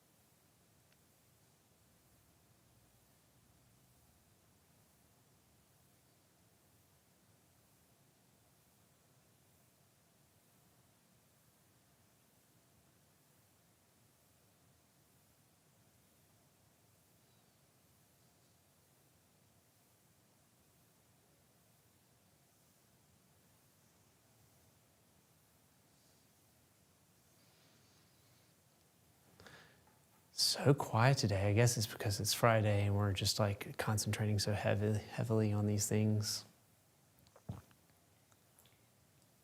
I think you're right. I need to start having like a set of my own jokes on hand. Just, you know. You can develop like a tight 10. Exactly. Yeah, exactly. Tight 10. Yeah. I would not have known what that is unless I had watched Miss Maisel. Until that, I started watching Marvelous Mrs. Maisel, so, which was a fabulous show. I really enjoyed that show. Let's see what a really raggedy Master's Choice does here. Incidentally, people ask me all the time what to do with like old spent brushes, and the answer is keep them. Yep. Keep them because they make Keep them? interesting marks. Yeah.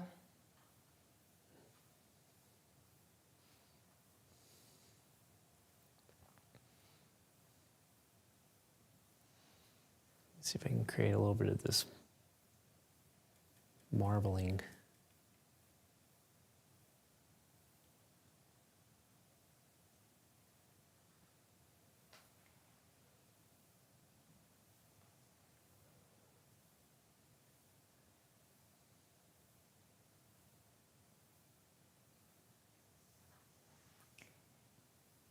I don't know. There are artists who like do such a nice job with really characterful brushes, and they don't look gimmicky. They like make marks that just look perfect and intentional and nuanced. And the difficult thing that I have with those brushes that do have a lot of character is kind of falling into cliche. Like for instance, taking a comber and using it for just like hair texture, and or like painting grass, and you just kind of use that brush for every blade of grass that's supposed to be in your painting. Yep. Such an easy trap to fall into. It's almost too literal Yeah. to the shape of the brush or texture of the brush. Yeah, you have to be careful of some of those things for sure.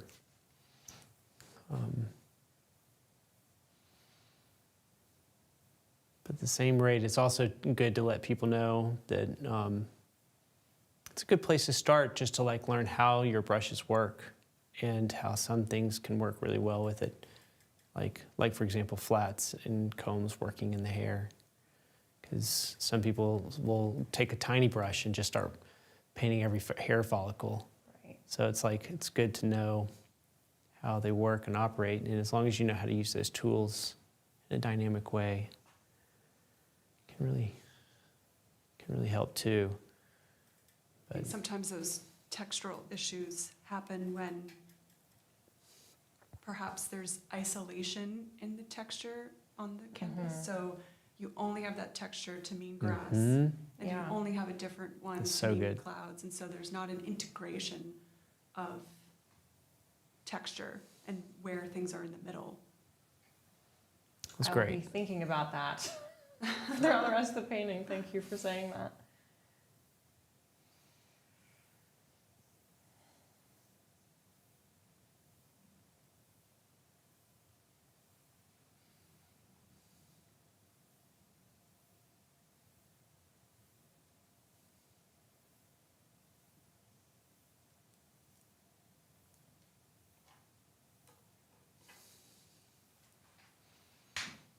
We have another compliment for you, Chelsea. Thank you. I love how the dark fabric, I love how dark the fabric gets as it lands behind the squashes. Thank you.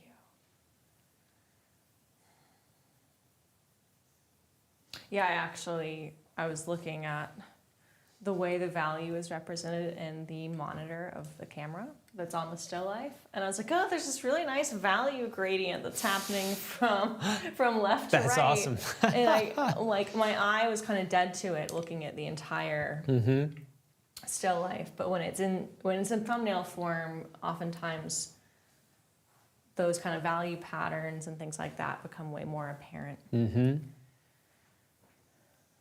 Maybe I'll play with that a little bit more, or like push it a little bit more.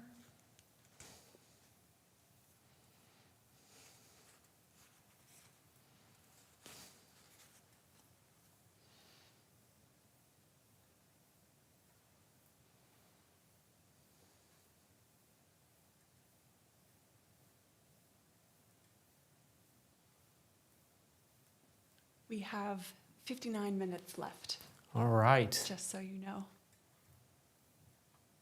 All right, it's time to blaze through this.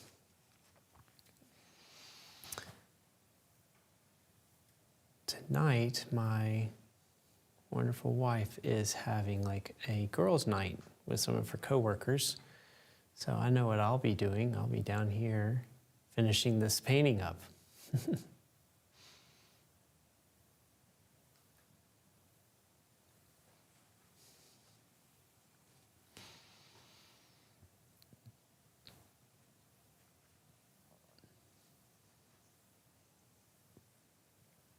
And yeah, pushing that value,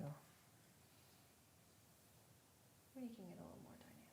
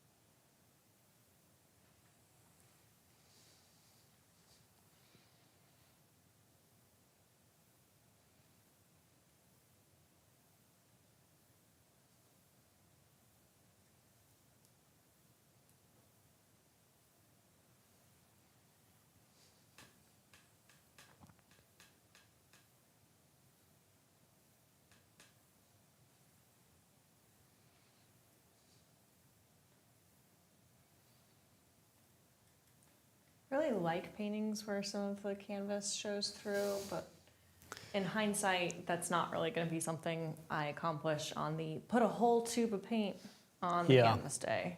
Yep. Yeah, this is not that painting. Yeah.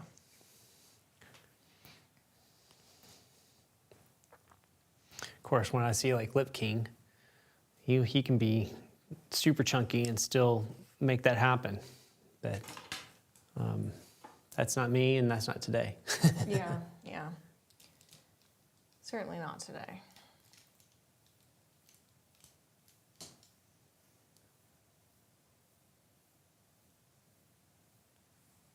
Where did I want to put the stroke down?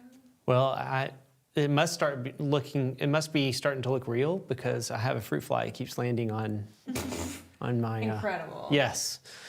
So I'm just going to claim it, Yeah. declare it.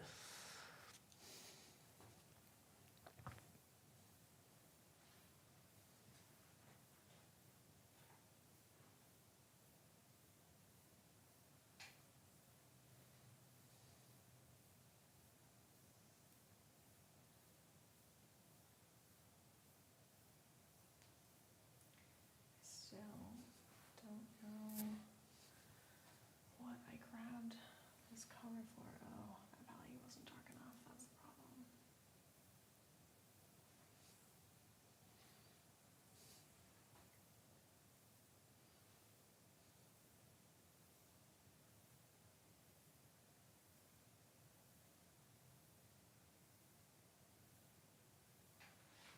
We have a comment here. In school with a guy who described applying paint to his canvas with a 2x4. Oh, okay. I'd be very curious. I would love to see What how that- he's doing that. Yeah. It sounds like something that somebody would be doing in my college. It's the same. And then like writing a paper about it, you know? Yep.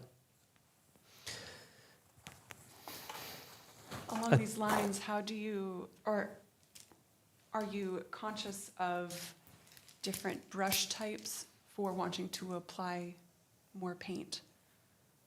Like, do you feel a difference with synthetic or bristle or natural hair, sable, et cetera, et cetera? Well, yeah, that question came right as I decided to pull out a comber and just see what happens.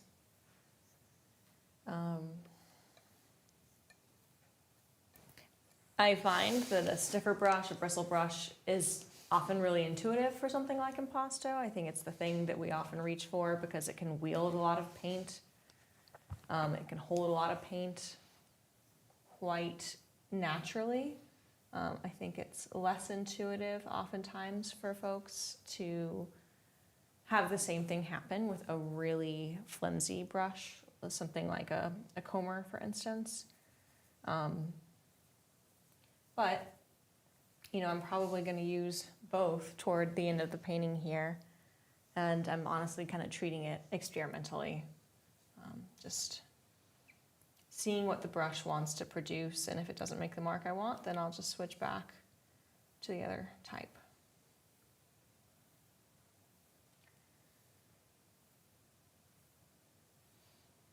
Yeah, I'm to a degree, just like kind of similar. I'm just shooting, in a way, shooting from the hip with different brushes to see if I can get the paint down that I need to get down.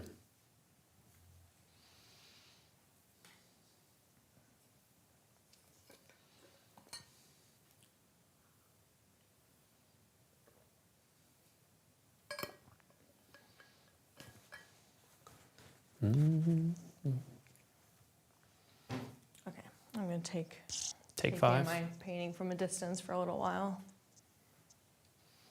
Not a bad plan. You're just trying to give me a chance to catch A up. fighting chance. That's it.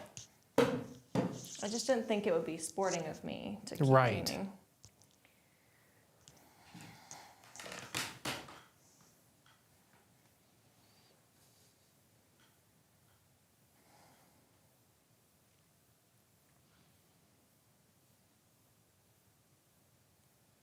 I feel like this is actually typically kind of a stage of a still life where I feel a little directionless.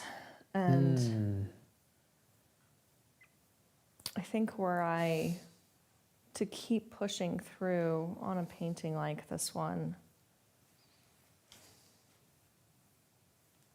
I would probably like take a picture of the painting and look at it in picture form. Hold that up to the reference.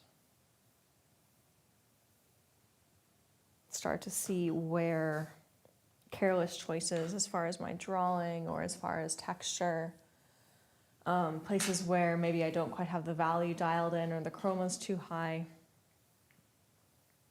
And try and figure out like, what am I seeing over and over that I'm doing in these still life pieces that gets me to this place where I'm like, I'm just not sure what I can do in the next hour that's going to make me satisfied with it. And I think that's such a tricky place to be, kind of this place of the bar that you set for yourself being satisfaction with the painting, because that's a really, really fickle measure of success. Yeah. I would much rather be able to very clearly say, okay, I wasn't as intentional with the drawing as I could have been, or I've built up a little bit too much impasto here, and it has meant that I've lost some of the value structure. Either way, I need to figure out at least part of the answer to this question before I step back up to the canvas.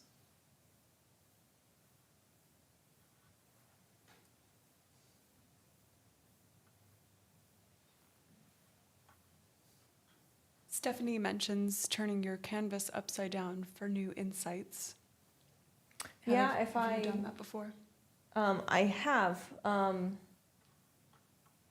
You know, when working from life, that means that I need a mirror of some sort to turn the reference upside down as well.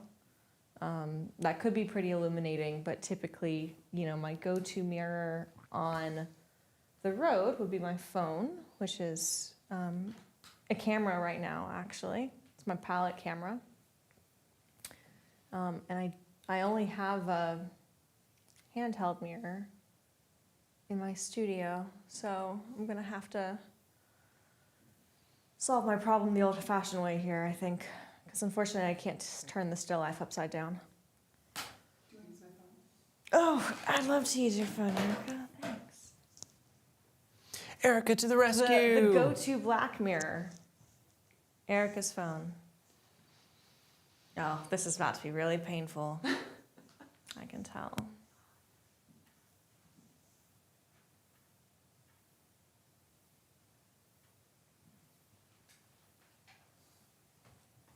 Okay, this isn't as offensive as I thought it would be. That's nice. Yeah. Right? I thought that was very polite of it. Thank you so much. Still life? Jonathan says, Lewis, you mentioned something earlier in the week about how the eye works when doing a thumbnail or color study versus working on larger work. Could you expand upon that? Yeah, I was basically talking about that on your retina, you have two different sensories. You have rods and you have cones. The cones are your color receptors. And the rods are your value receptors. They're what make you see light and dark. It's also what gives you better night vision at nighttime. And most of our rods are in our peripheral. And we have more rods than we do cones. And we have three different receptors, cone receptors, one's for different colors. And they all live near your focal point of your eye. So when you're doing color studies, it's much more achievable and easier to create color harmonies based off of the fact that it's closer to your focal point.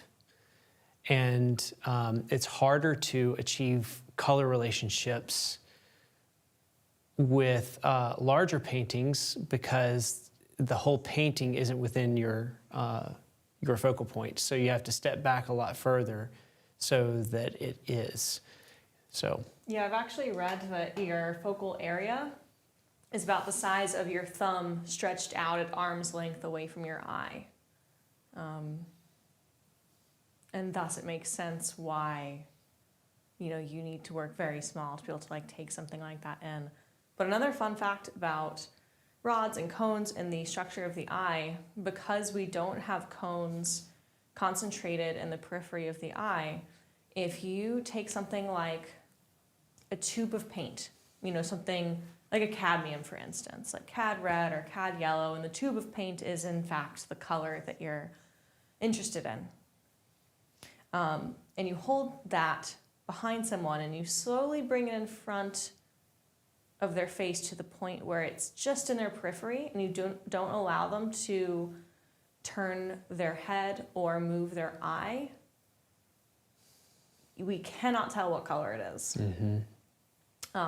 We will often shift our eye or turn our head in order to get a quick glance at it without even thinking, and that will kind of tell us. But our brains construct this image of the world where we believe we're seeing everything equally in color, and the reality is that we are not. This is, in large part, an illusion that is being created by our brains. it's a hoax. It's so cool. Right? Yeah, if you ever just want to mess around, you can take something in someone's periphery, and assuming it's not an object that they automatically associate with a color, like a stop sign or something, or an object that they are familiar with personally. Yeah, it's fun because we believe that we're seeing everything in color equally, and we're like, of course I can tell what color things are on the periphery. But like, for instance, Louis' big palette is on the wall in my periphery right now, and I understand that there are piles of paint on that palette that are very high chroma. Cannot recognize them at all without turning and looking at it. Wild. Yeah. Okay. There we go. Erica, what is your dog's name? My dog's name is Enzo. That's right. She can see it on my phone screen. Yeah. I had to like put Enzo away for a second, and it was really sad. I'll bombard you with Enzo photos later. Excellent.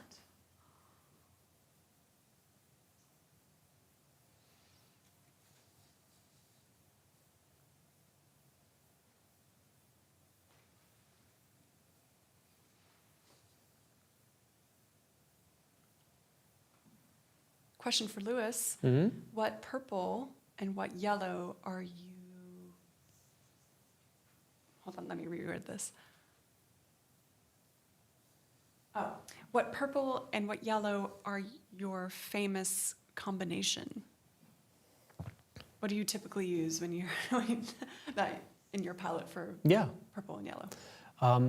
Manganese violet is one of my main purples that I use. Your manganese, should you say? Manganese. That was a very corny joke. I'm so sorry. That is it right there, my Michael Harding. And then today I have quinacridone magenta on my palette as well. And I knew I liked that color. yes, it's a great color. And perfect for something like this, you know. So, so yeah, those are the colors that I'm kind of sporting today. Did you mention yellow? Oh, the yellow, Naples yellow and lead tin yellow. Those are my usual yellows. I did put the tiniest amount of this lemon yellow on there too.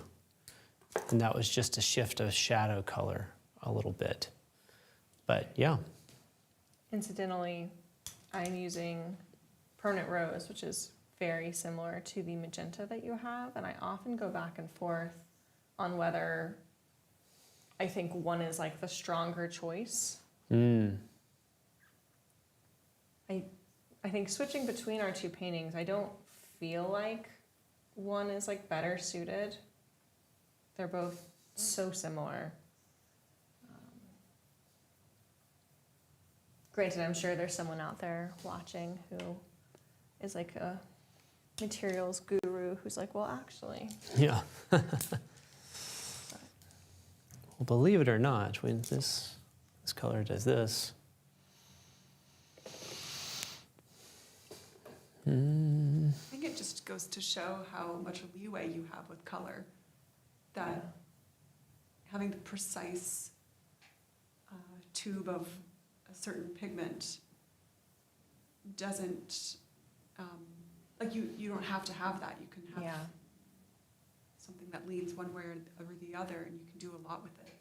I find like the only time I've found sort of an exception to that, to your point, Erica, is if I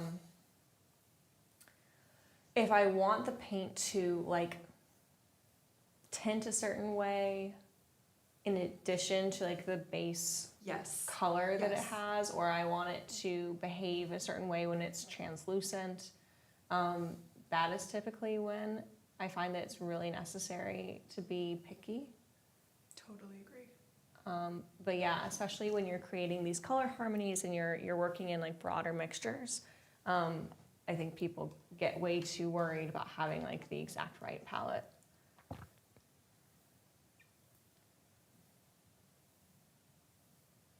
Yep. Incidentally, I have a tube of like actual manganese blue for that reason, like a big one.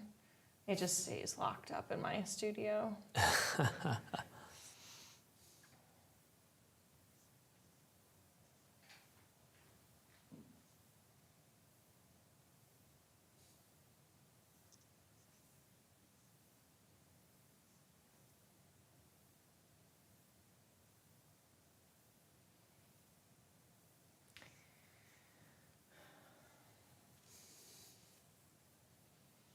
Sean says, I think Van Gogh had the impasto thing down pretty well. The man had no problem laying it down thick.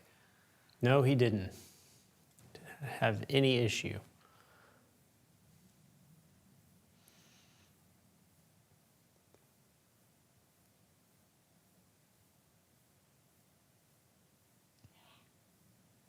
I love the clarity of the brushstroke that can happen when you have thick paint.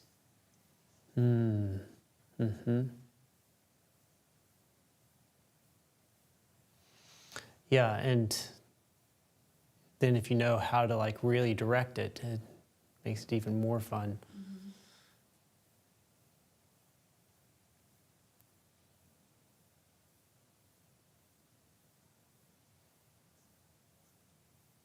Scott would be like miles ahead of us right now. Yeah.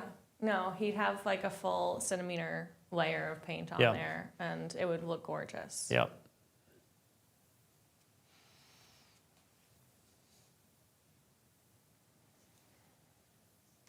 Yeah, I'm currently at the stage where it's starting to feel really unwieldy. Oh, yeah? Yeah. Well, currently I'm at the stage of I have lots of piles of paint that need to get on this thing. Oh, okay. So you're pre-unwieldy. Yeah. Well, things are getting unwieldy, but I'm noticing I still have a long way to go before all the paint is on the panel. Man, I hate getting to the end of the painting and having a drawing problem. We're at 4:23, by the way. All right. Basically 30 minutes left. This is where I panic.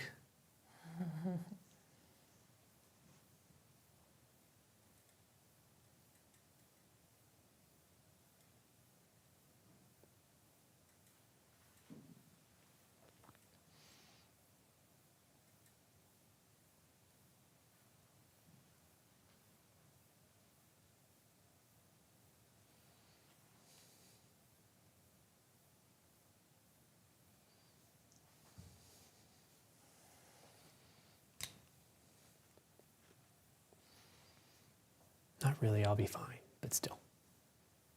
One thing that I wish I had maybe thought about a little bit more proactively in the beginning of this is, you know, we have a lot of color happening, right? We have oranges, we have purples, we have greens, we have fairly neutral backdrop and then tablecloth. And the challenge that I'm facing on the painting is how not to make this feel Like it's all over the place? like it's color? all over the place. Yeah. Yeah. How can I harmonize this? Mm-hmm. I can Well- tell by your knowing acknowledgement that there's not going to be an easy solution to this, but I'm all ears. Well, my thought process is that the color harmony is yellow and violet.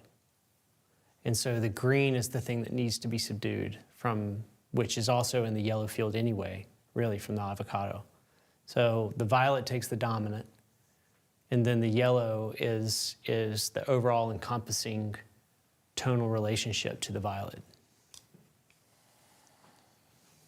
Okay, that's great. That sounds awesome. What do I do? Love that advice. Fantastic. One quick note. Just make the thing Look like the thing. Okay. Yeah.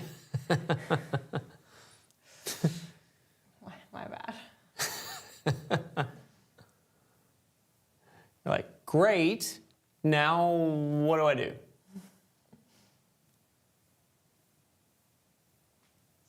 Like that edge relationship is just. Matt mentions cold wax medium works great for impasto in case no one mentioned it already. Do either of you have experience with cold wax medium? I do not. I have had this question quite a few times from students, and I always have to admit my own inexperienced when it comes to this one. Louie, do you? I don't have any experience on this, but I do know that Georgia Hanlon talks often about how wax in your medium, or cold wax as a medium, and wax in general it has shown that it can take the test of time. Oh, So that's good to know. it's the longevity of it is good. I mean, as long as it doesn't get too hot.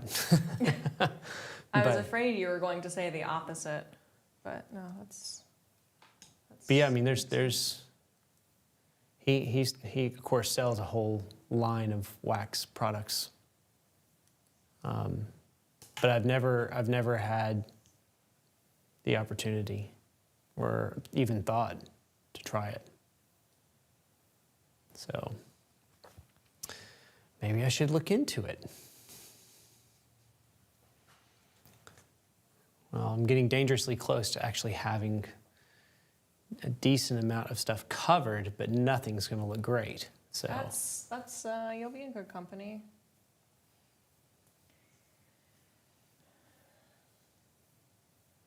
And besides, you'll stay here and you'll keep working on this while I go home and forget to even wipe down my panel, which seems, a little unfair, frankly.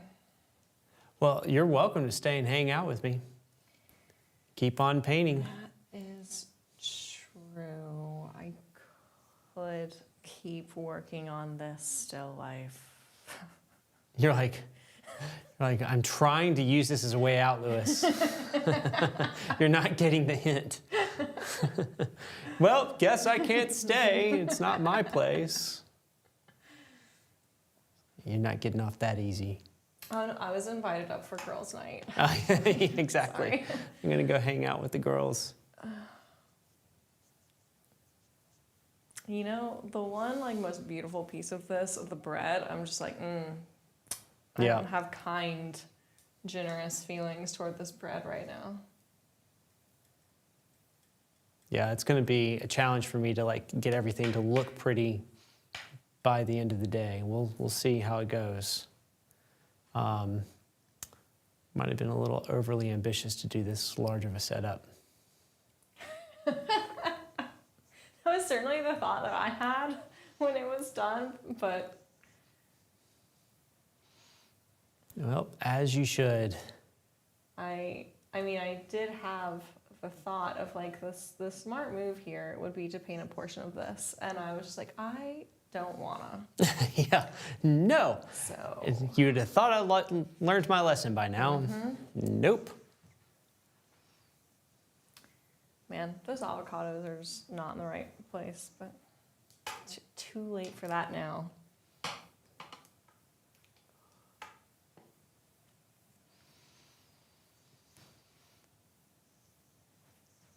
Yeah.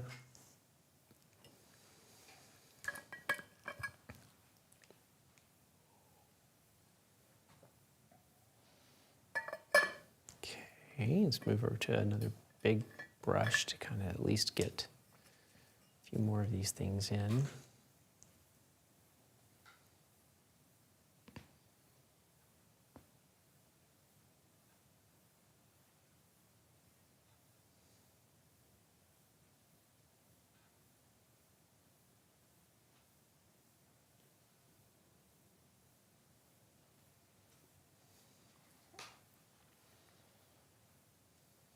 So this is the end of the second week of, no, Yeah, third. third week Woo! time. End of the third week of East Oaktober. Are there any challenges so far that you'd want to do again? Oh, that was fun, I want to do this again. I actually think I'd want to do this one again, but ones I've done in the past that I have enjoyed. Really enjoyed doing Big Brush Day. That was a lot of fun. I enjoyed the Imagining Color Day.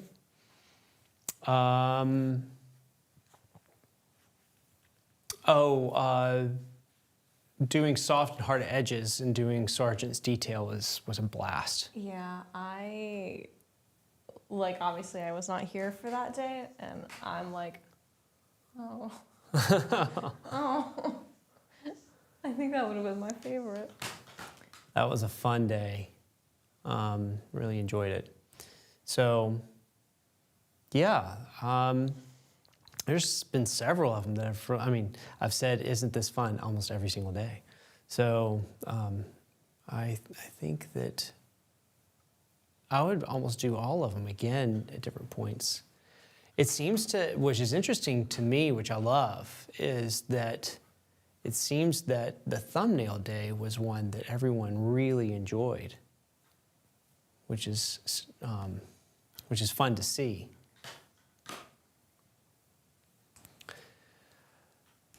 All right, let's see if I can get some of these pinks over here.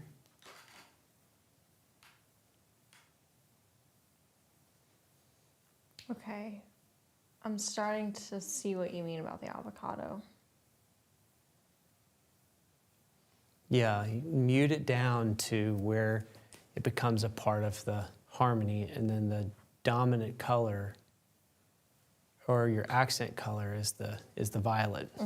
Okay. So the only thing I need to do different is the background needs more warmth to do that. Yeah. But it's going to be it's going to err on the violet hue. So. Yeah, it's definitely like that backdrop is sort of like a slate gray, but it has a little bit of a purple feel to it. Yep. So, and then the white you would make on the yellow side. Okay. Maybe I can just do that really slowly. Just a warm over white. the course of 27 minutes. Yeah. That'll take me to the finish. There you go. I need to put more white, seriously? That's I'm about to use all my white That's to do the. the last thing I wanted. Let's put out more.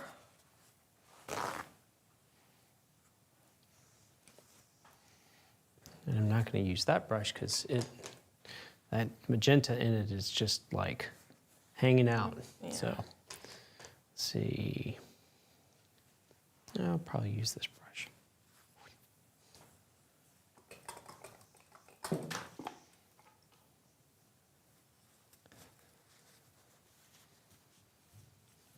We have a clarification question here. Mm-hmm. Didn't George O'Hanlon say wax is okay in a medium in certain amounts, but varnish isn't, kind of downplaying, Merger's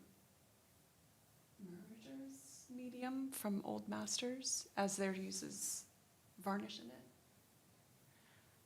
I think perhaps if you can expand upon wax and varnish in mediums, if you have experience with using varnish in a medium. I mean, I'm pretty certain the varnish that comes to mind for most people would be Damar, which I don't know if you all have a different relationship with it, but my understanding is there's not really a good reason to put Damar into your paint film anymore at all. We have synthetic alternatives that are more conservator friendly, that are UV stable, that aren't going to yellow over time, so your painting won't change over time. So yeah, to the best of my knowledge, I don't know of any mediums that you would intentionally build in, or excuse me, any varnish that you would intentionally build into your medium. But I'm curious if perhaps I'm missing some information, or you all have different information than I do. No.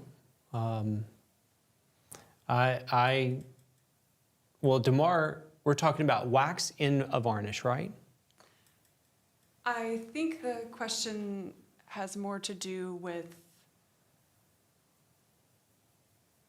understanding what is going into the medium and and the archival quality of the medium. So we mentioned earlier wax is okay in certain Right. amounts, perhaps varnish is not. Well, I'm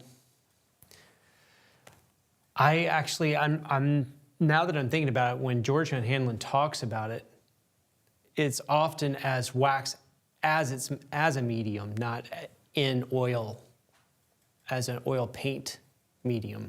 Does that make sense? Like it's its own.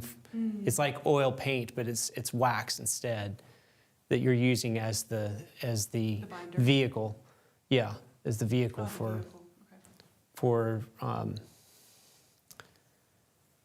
for the pigment. But as far as it being for oil itself, and yeah, you can use wax in varnishes, but I don't know what he says on that, and I haven't done enough research to know. So that's just a good question to have clarified from him, you know. Sorry, I'm not much help on that one. Yeah.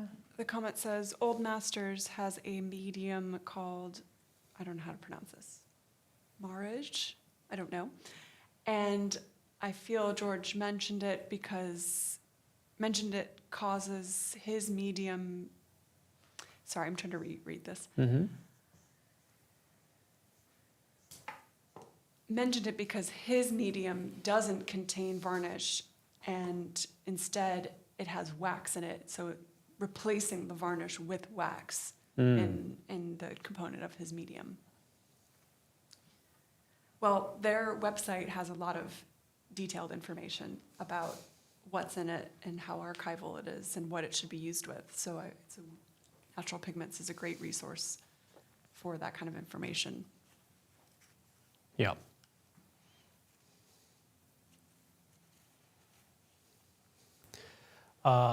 Yeah, I would just highly recommend just going to them and checking it out, because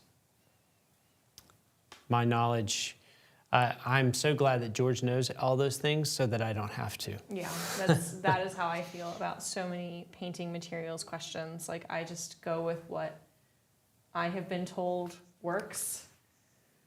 And there's a beautiful community whenever you have a big question like that that you need answering.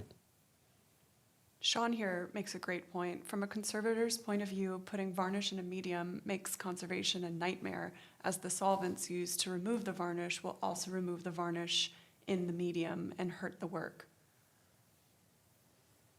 There you go.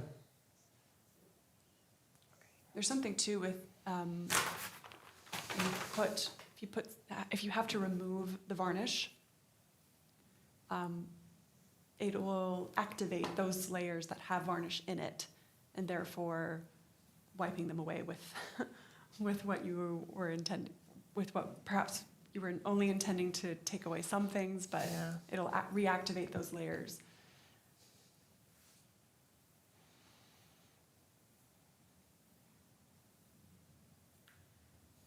Julie says, have to go. Thanks for another great week of challenges. I've enjoyed them all, but especially taming the primaries Oh, and awesome. unusual color combo days. We'll definitely try those again. Very And cool. Looking forward to trying this Impasto challenge over the weekend. All right. Well, tomorrow, absolutely. Yeah. Yeah, I'm looking forward to like seeing how this turns out after it's all said and done, you know. Because right now we're in the stage of edge nightmare, but you know, can't wait to like keep pushing this through. And I keep telling everyone I'm going to post. I haven't posted yet. I need to post all the stuff that I've done so up to this point on Discord. But I assure you, this weekend I will make sure to post the results of all these different paintings. So, so yeah, we still have 20 minutes, so that's good. A little more. Yeah, I was really hoping my color temperature adjustment would take a full half hour, but we still have 20 minutes. Yeah, you're like, oh. Need to find something productive to do.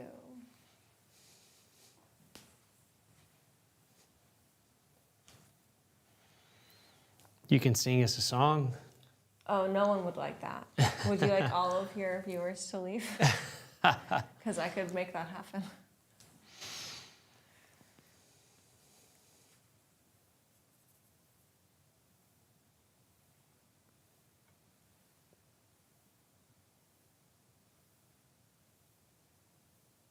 You know, if we're using all of that paint, I really don't feel like there's that much on the canvas, frankly. Wait, now? If we're using all of that paint, I really don't feel like there's that much I on the know, canvas. isn't that something? Goes back to Erica's point earlier, you know? Yeah. All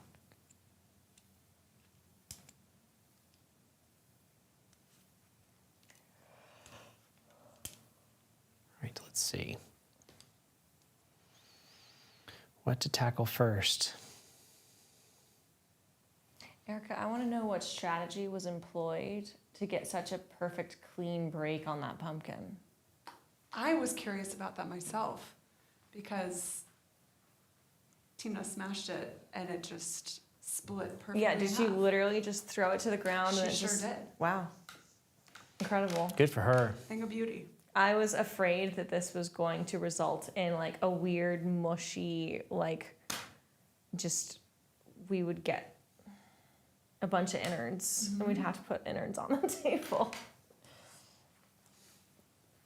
At first, I thought it was just, oh, the pumpkin was rotting, so we're just going to smash it for fun. So that's what I thought that the girls were doing. I didn't realize it was for the still life. I feel like there's just a lot that could be done with form and edges, and Oh, man. I still haven't put glasses on, and so I feel like I should be able to more intuitively sense what would be good to do right now, and I don't know, man. You're like, I got nothing. But Well, I've definitely gotten almost all of my black out. I still have a little bit of permanent rose and a little bit of that second dollop of ultramarine that I put out and some titanium. Everything else has been pretty thoroughly consumed. All right. I need to add some more white in here. I have some titanium. Oh, I mean, I've got plenty of white. Oh, I I see, got to see. get it on Got it. onto the painting. Well, your background looks like the value from my angle could potentially come up. Yeah, and I need to put some more down on the tablecloth too. It's interesting when I was starting to take that color, or goodness gracious, as I was trying to take the I've been doing that all tablecloth day. closer to yellow. At first it looked really, really disjointed, and now it literally just looks like that's the color it's been the whole time. Yep. It's just funny how what seems like a really dramatic adjustment in the moment dissipates in intensity. Yep. Your eye like adjusts and goes, oh, that's the color. That's what it's supposed to be.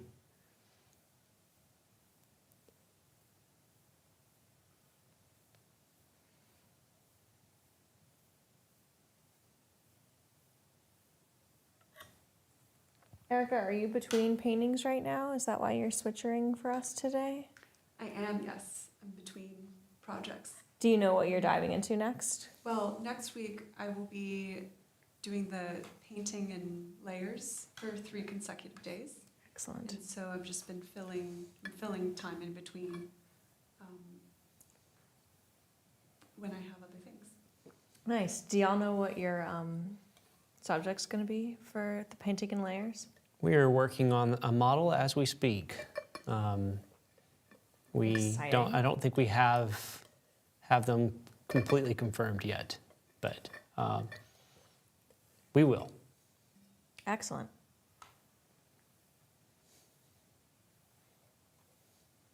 Yeah, I'm looking forward to doing it. I think that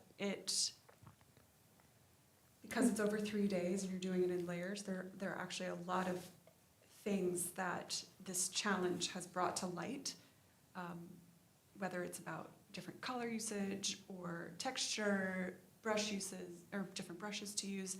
I think it can really come into culmination at the end, so I'm excited to be a part of it. Nice. Yeah, I'm actually excited about like working on the same painting multiple days. That part's gonna be a lot of fun. It's also closer to, I think, how both of us work, Yeah, where a lot of the content that we've had on Painting from Life for us has been a la prima or studies. And so it'll be fun to show a different side. absolutely.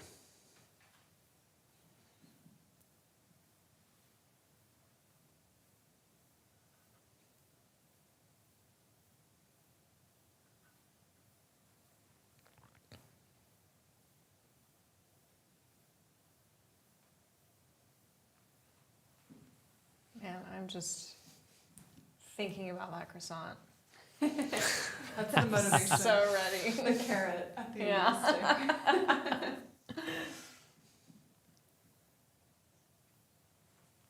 Len asks, whatever happened to Alex and Divya?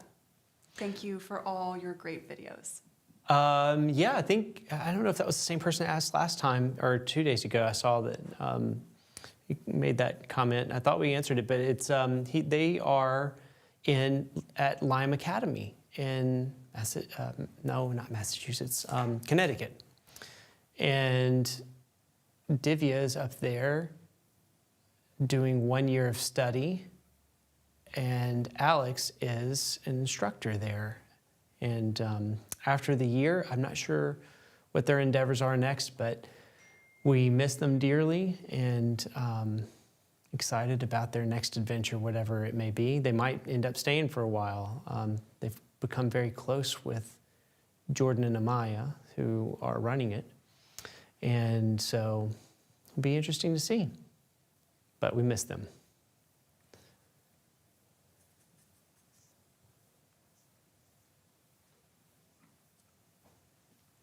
It's always good to have them around when they can be. But accidentally touched the yellow. Yeah. It's all right. Little yellow couldn't hurt anyone.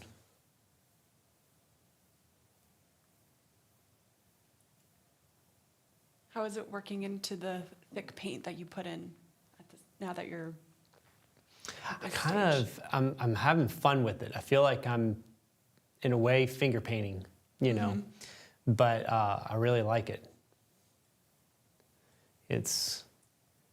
Feel like it gives me an opportunity to do more painterly marks and to play with that more than I usually do. I wonder if your sergeant study was a good warm-up for this, or conversely, if you would approach the sergeant differently.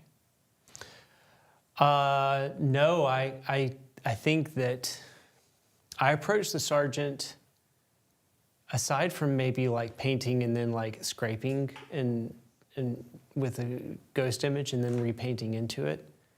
I felt like I really enjoyed the approach I have, and I felt like it lent itself to a similar effect that he got.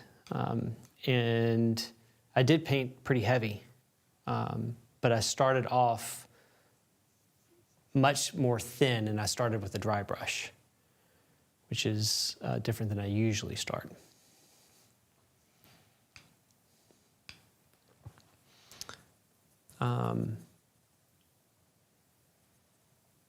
But it would have been nice to have like one more day on it. If like, it'd be fun to like do the whole like scrape out ghost image on it and then try it again the next day, because I would have been able to get deeper and richer color with like the darker values.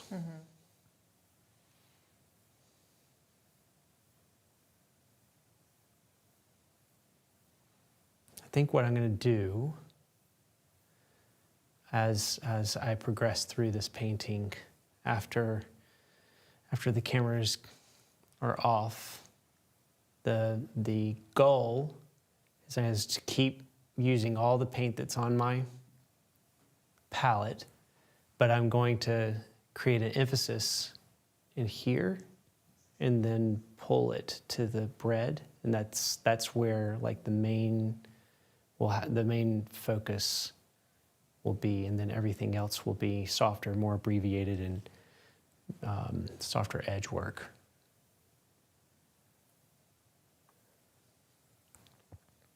I'm very happy for you.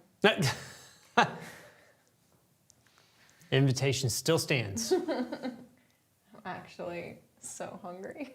I'm so excited to have a meal.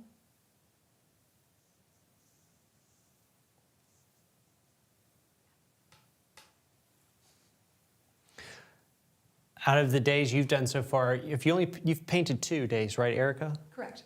And out of those 2 days, what was your favorite?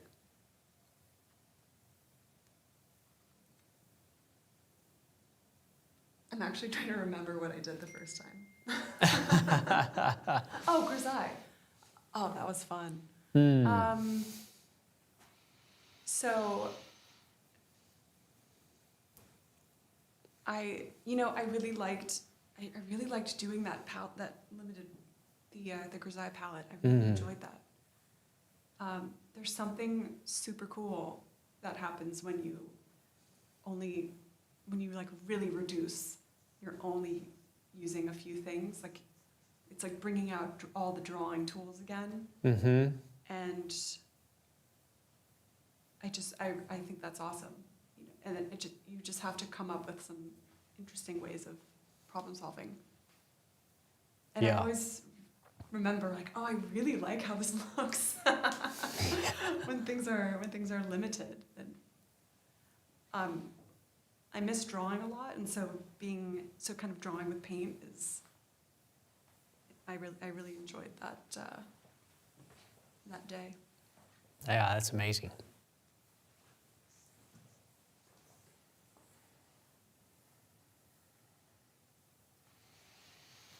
That being said, I did enjoy blocking in with a paper towel on on soft edge day. That was fun. Yeah. Well, both of those were amazing, and you did a great job on both of them.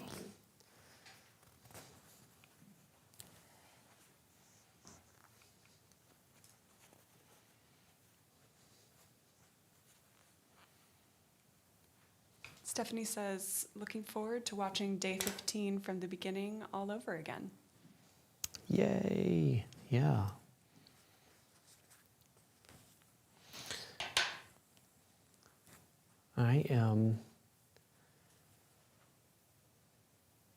It'll be interesting to see which one, like going back and looking at all of them, which one was my favorite. Because all been so exciting and so fun that it'd be interesting to find out which one really sings and rings true to me.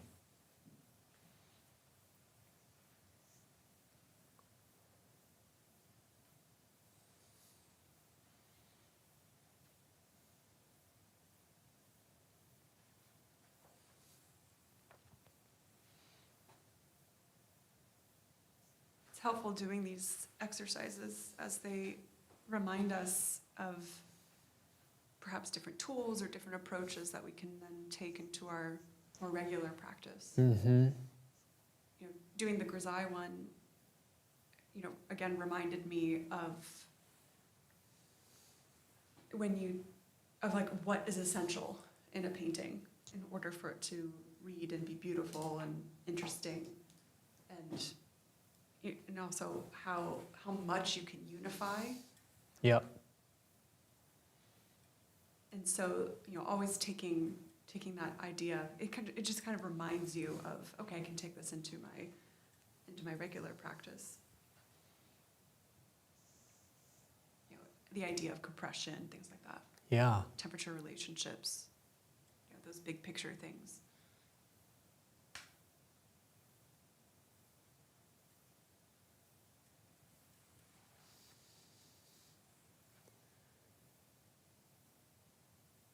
It's so easy to be distracted by everything that's in the paintings too, and just trying to do what you were just saying. I can't talk today for some reason. It's Friday. Sometimes when painting, it's like we just get excited about all the interesting things going on in the setup or your ideas. And so, choosing one thing to focus on and not having to include everything, but only including what you think is essential or what you care about, stuff like that. Yeah. I resemble that remark today.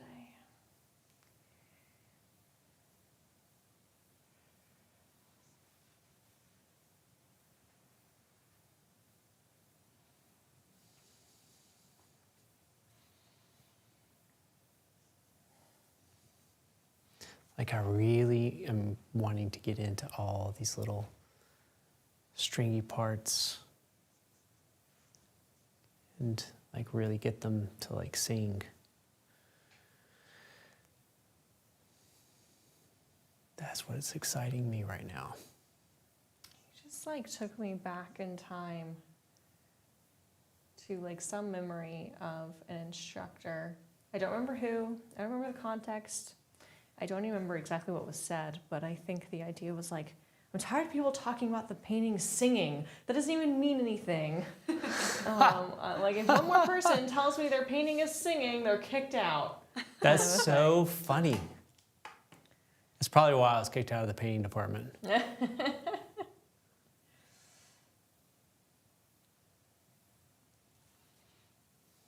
got tired of me saying that the paintings should sing.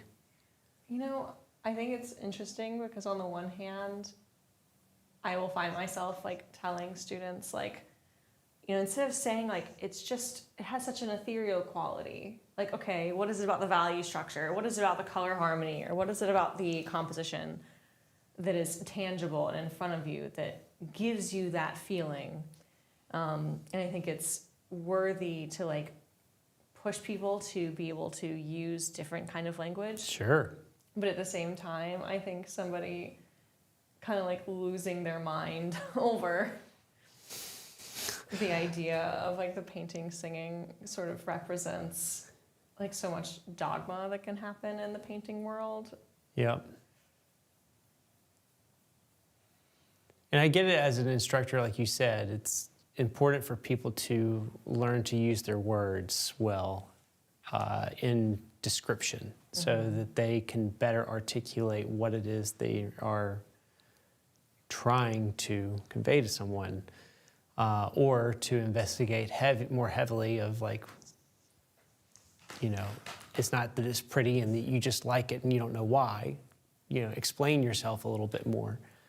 And so I do think that those are important, but then there's also times where it's okay to like, say it sings. Yeah, exactly. Like if you understand how to use other language to get that idea across, but you just want to use the shorthand and you're not confusing anyone, great. Yeah.